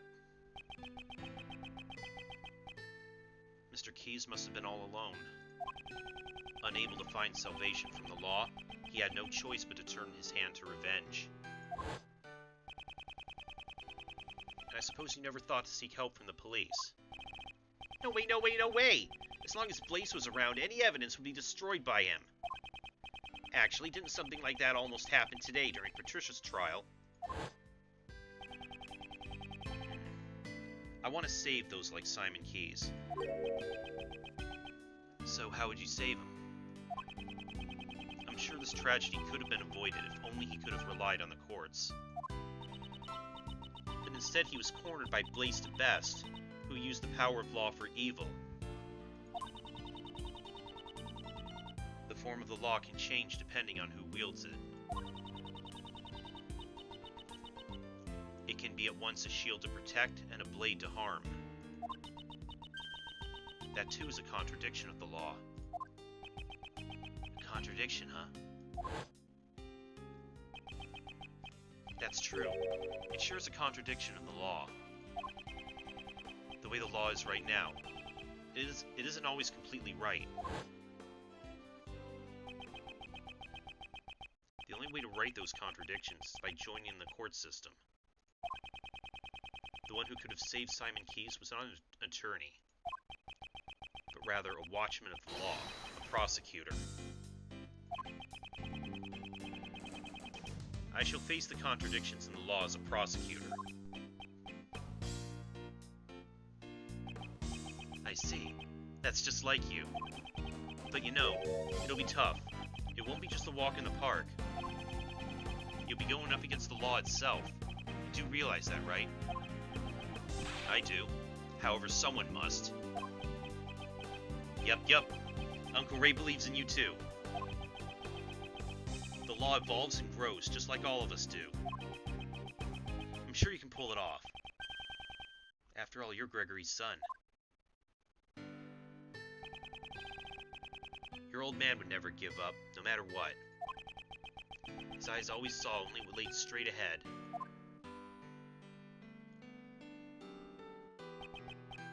Miles.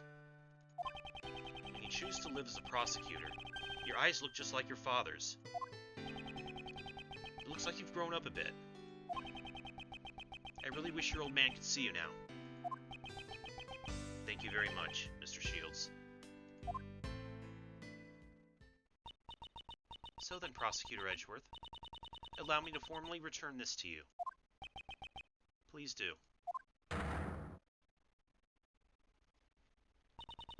I, Justine Courtney, as a member of the PIC, do hereby return to Miles Edgeworth the rights and privileges of a prosecutor, in the name of the Goddess of Law.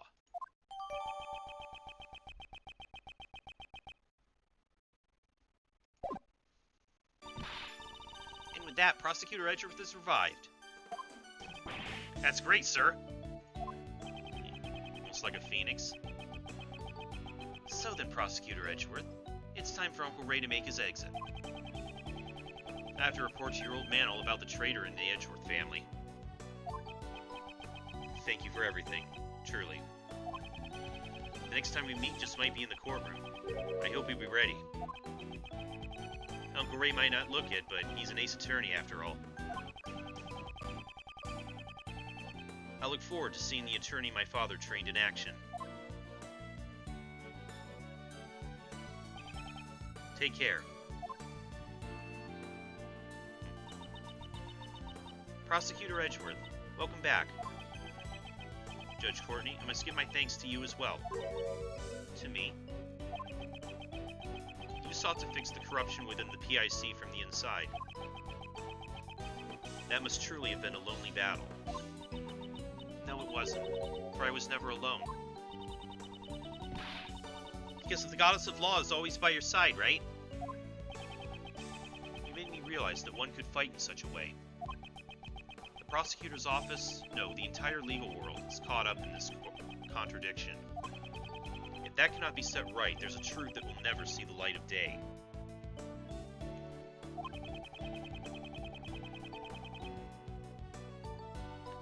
was only through your help that I was able to find this new path. One that fights against the contradictions in the law.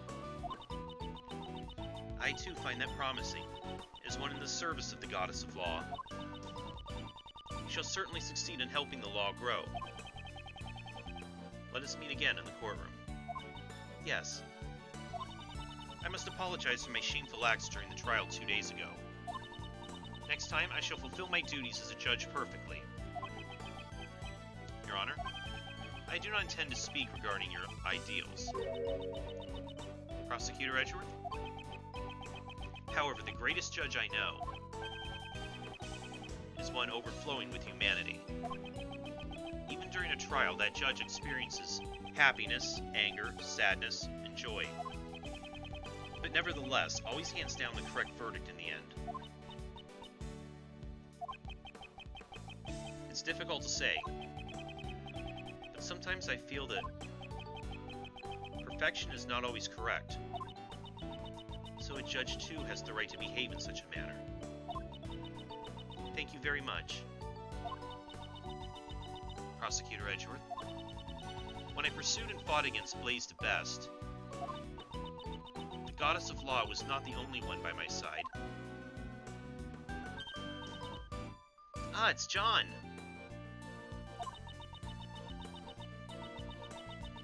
When I have this cut out with me, I have a strange sense of courage well up from within.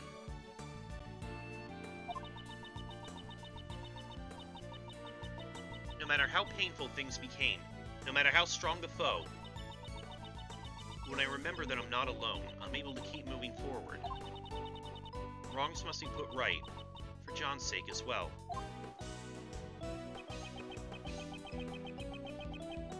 John too lost his father in a past crime. That's more important to me than even the words of the Goddess of Law. Though I'm sure the Goddess would be angered by those words. Your bond with your son is the secret to your strength, I imagine. I don't have to be perfect. I just want to grow little by little. Both as a judge and as a mother. That is how I feel. It seems there's much each of us has yet to learn. Agreed. We are still but children before the world. Let us grow in our respective paths until we meet again. I shall look forward to that reunion.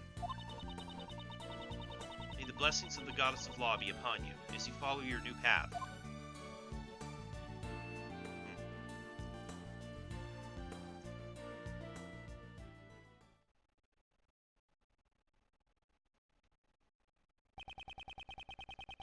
Though I once lost my position as prosecutor, I have now reclaimed it. So I may tread a new path as a prosecutor. I shall surely reach the truth, waiting at the end of this path. No matter how difficult the path may be, if any seek to stop me on my path, they shall receive no mercy. No matter who they may be, I shall shout just one word. Ah, we finally reached the end. Oh man. This went way later than I expected it to, but...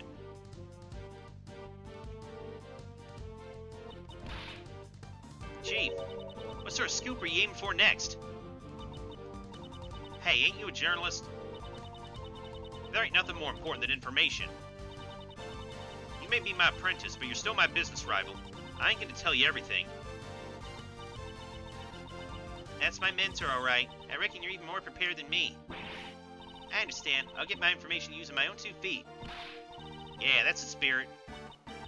By the way, would you mind me asking what sort of scoop you're aiming for next? Huh? Chief? Ain't no need to be stingy. I'm your mentor, after all. That's just heinous.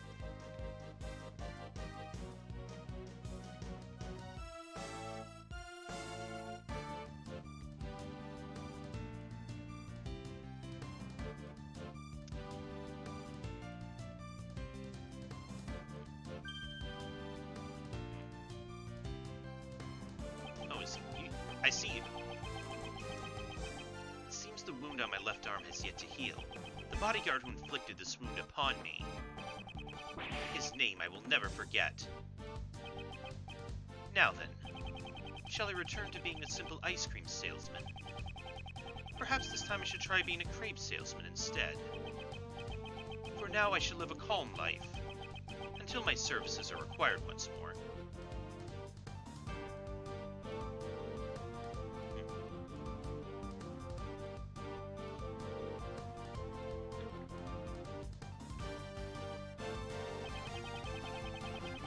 I might have been knocked out once by that prosecutor named Edgeworth, but I'll keep on trying to escape. I won't let him dampen my fighting spirit. Ain't that right, Rocky? The gong will sound off my next escape, and soon enough. Until then, let's keep working out.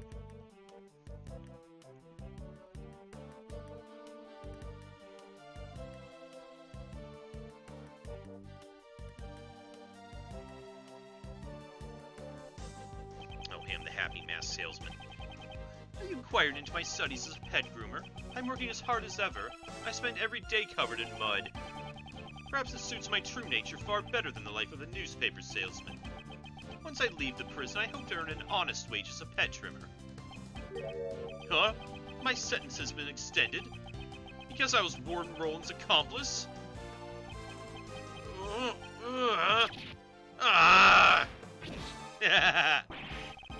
Why do you think I've been giving a rat's ass about these stupid animals' well-being? To hell with a pet trimmer's license.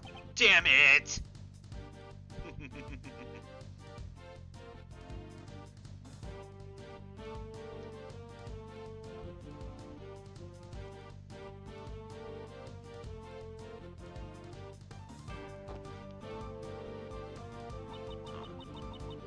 Gina was really shocked by the truth about Simon, too. I trusted him as my subordinate. But there's no use fretting over it. The show must go on. I have to do my best so I won't lose to the magic or ventriloquist divisions. I'll put on the greatest performance ever, one that'll blow away this entire case. Atta girl, Regina.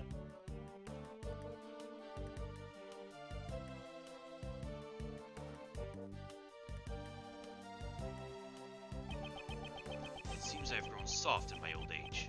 Right, Anubis? Right, boy?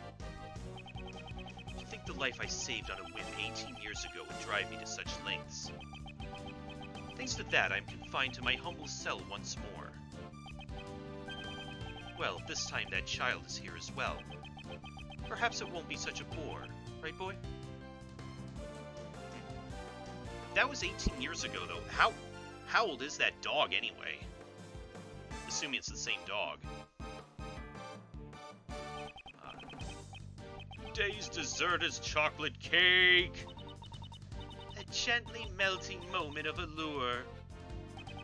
I will wait for you forever, Kate. You shall come here every day just as you and Raymond did for me. And Sir Shields, Prosecutor Edgeworth, I am truly grateful to them. I cannot believe I'm able to eat your desserts once more, Monsieur Master. I've been allowed to distribute my treats in both the detention center and the prison.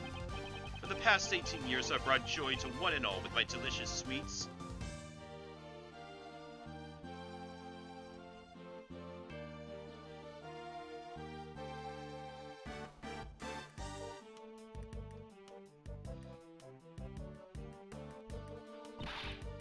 Yes, thanks for everything, boys. Of course, I owe Greggy my thanks too. After all, I get to stuff myself with Jeffy's delicious desserts once again. Oi! Next time maybe I'll use one of Jeffy's sweets to create a new drug. The tuck-in diet. You tuck in your stomach while you tuck into desserts. It'll be delicious and slimming, also good for your health.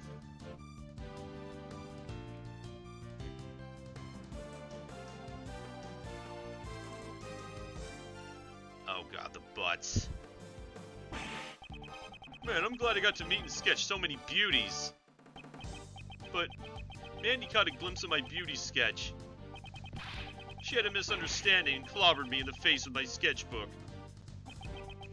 So in exchange for my sketch of beauties, I had one beauty walk out on me.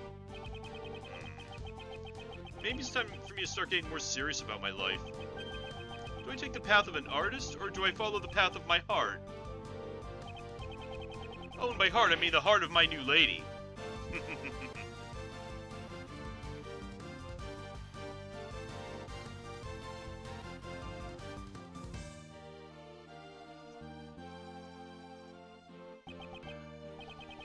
Mr. Bad, thanks for all your help today.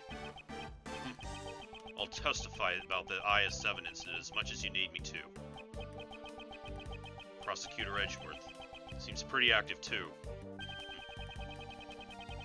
He chose not to take the same path as Gregory, but rather lived as a prosecutor. Kinda sad I won't get to work with him, but I'll continue to watch over him. Looks like you've grown up quite a bit yourself.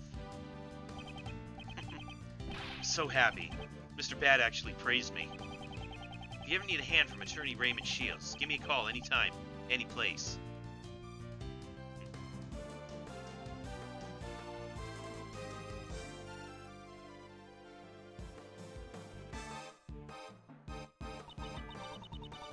My crimes were punished far more leniently than I expected. Once it was proven that I'd been threatened... Ouch! No crime is more heavy or light than any other. I'm sorry, of course I regret what I did. However, I'm glad I can still be together with you, Granny. Huh? You want to hurry back to work? That's right. The next corpse is waiting for us after all. Ah, yes. Definite shout-outs to the translation team for this, who made this fan localization. I'm glad my scientific investigation came in handy at this time around as well. Good thing I rushed back here all the way from Europe. Now I have to leave again. That kind of takes the fire out of a girl, as you can imagine. But this is also I can become an actual forensic scientist. So then I guess it's time to go. Ah, if anything comes up, be sure to call me right away. The second I get the word, I'll dash right over.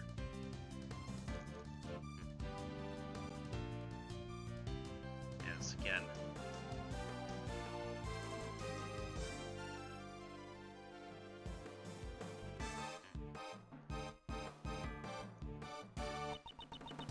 The greater the father, the greater the expectations are for their children. Prosecutor did best, was it? His way of life shall be tested henceforth. Just as mine was. Miles Edgeworth chose to live a different life from his father, as a prosecutor. I suppose that too is an answer.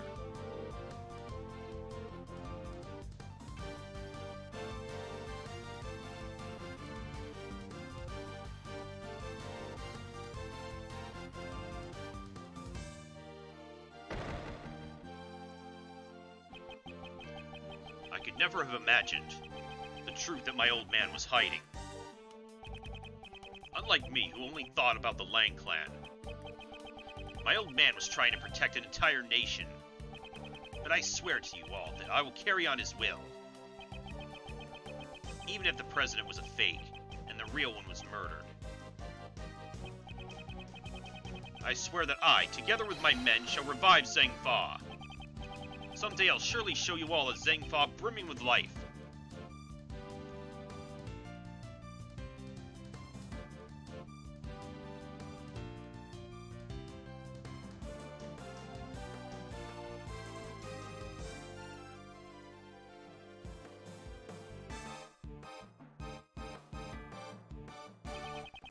I've asked everyone to stop calling me the best.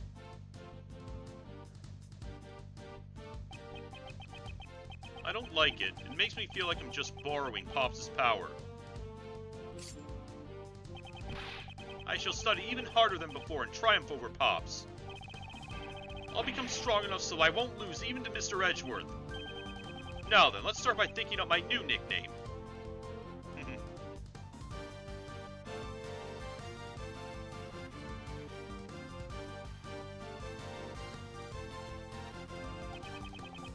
A lot has happened, but thankfully the film was a roaring success. The gossip articles about the murder made our movie the talk of the century. A monstrous man appears from the mighty Muzilla, this is the true face of the monster who murdered the president of Zhangfa. Isn't that you in the photo, Mr. Powers? Huh? How could something like this happen? Now it's fine, isn't it? It's thanks to those articles that our film's a big hit. Much obliged.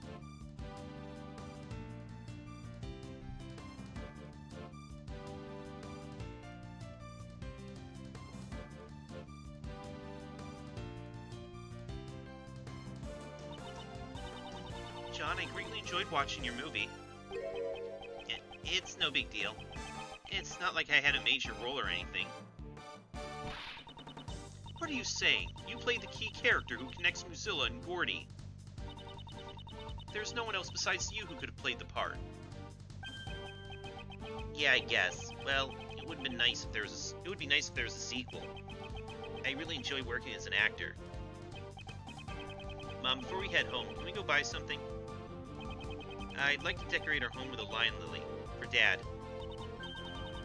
Then one will not suffice. You'll need two more. One for me, and one for Amy.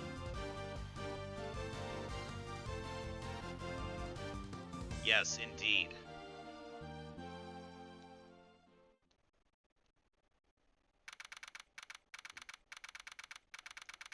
April 8th, 4:17 p.m.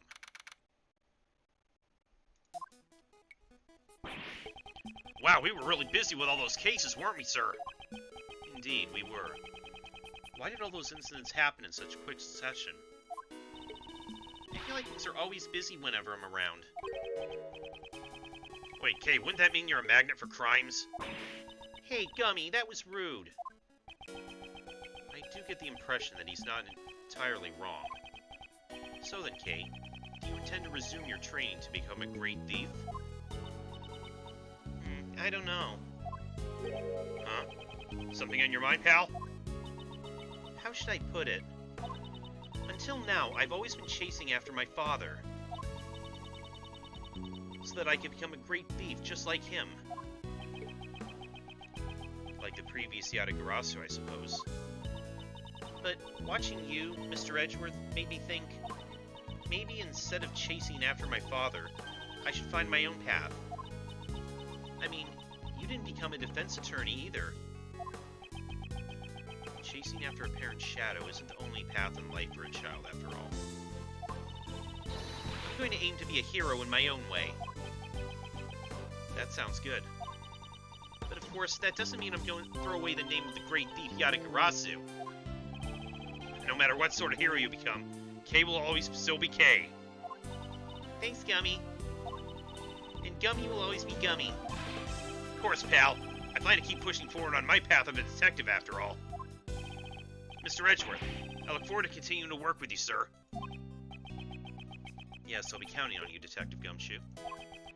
Detective, you saved me many times during these past cases. You have my gratitude. I suggest you look forward to your next salary assessment. Huh? What? Does that mean what I think it means? What's wrong?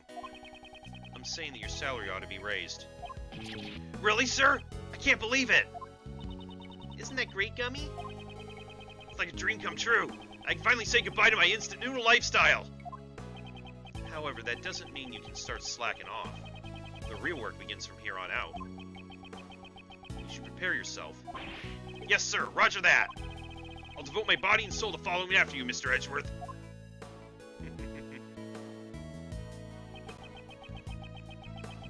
The path Mr. Shields and Judge Courtney taught me is to take a stand against the contradictions in the law and to reach the truth at the end of that road.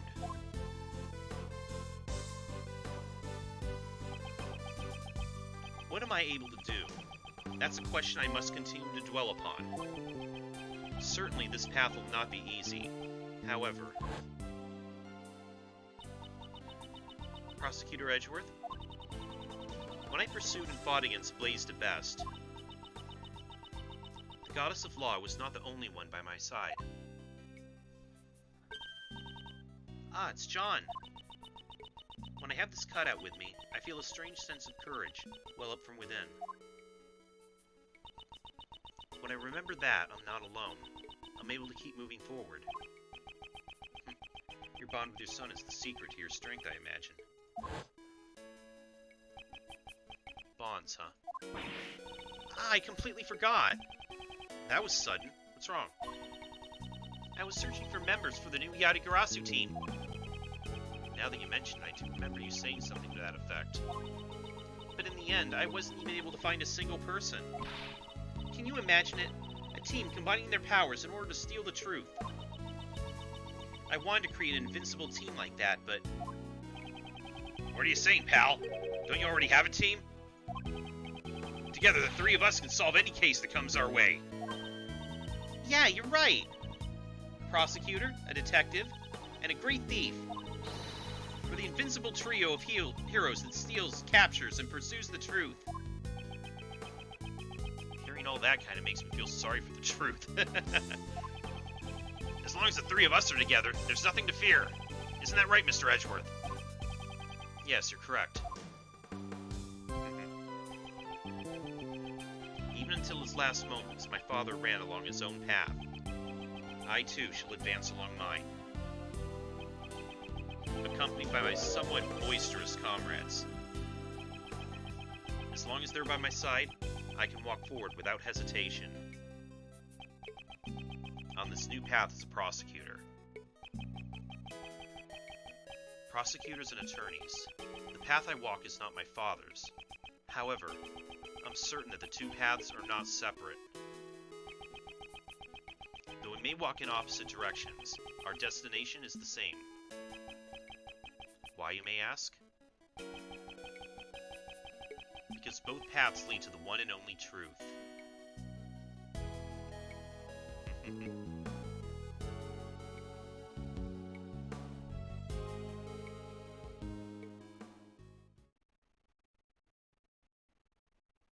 That was it then.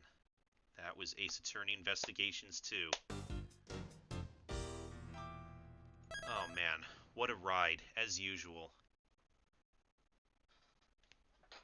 And again, props to the fan localization team that was able to bring this out. Who knows if we'll ever see an official one, but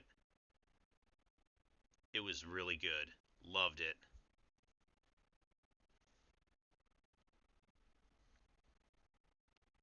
Also a little bittersweet too, reaching the end of this, but we're not fully done with the series yet. I don't know if we'll ever see hopefully we'll see an Ace Attorney Trilogy 2 that would include Apollo Justice, Dual Destinies, and Spirit of Justice. Otherwise, I might have to find another way to play those last two. I also have the Great Ace Attorney that I can do, which has recently come out. But I think next time I come back to this series, I just learned of the existence of a fan game called Contempt of Court, and presumably it's a pretty good one. So I'll look into that one more, and hopefully soon I'll be back with that one. Tomorrow, I said before I was gonna do more Final Fantasy V. I don't know yet if I'm going to, since I went so late with this one. I'll have to see. I may just decide to take a little bit of a break. But either way, have a good night, everybody. I'll see you all next time.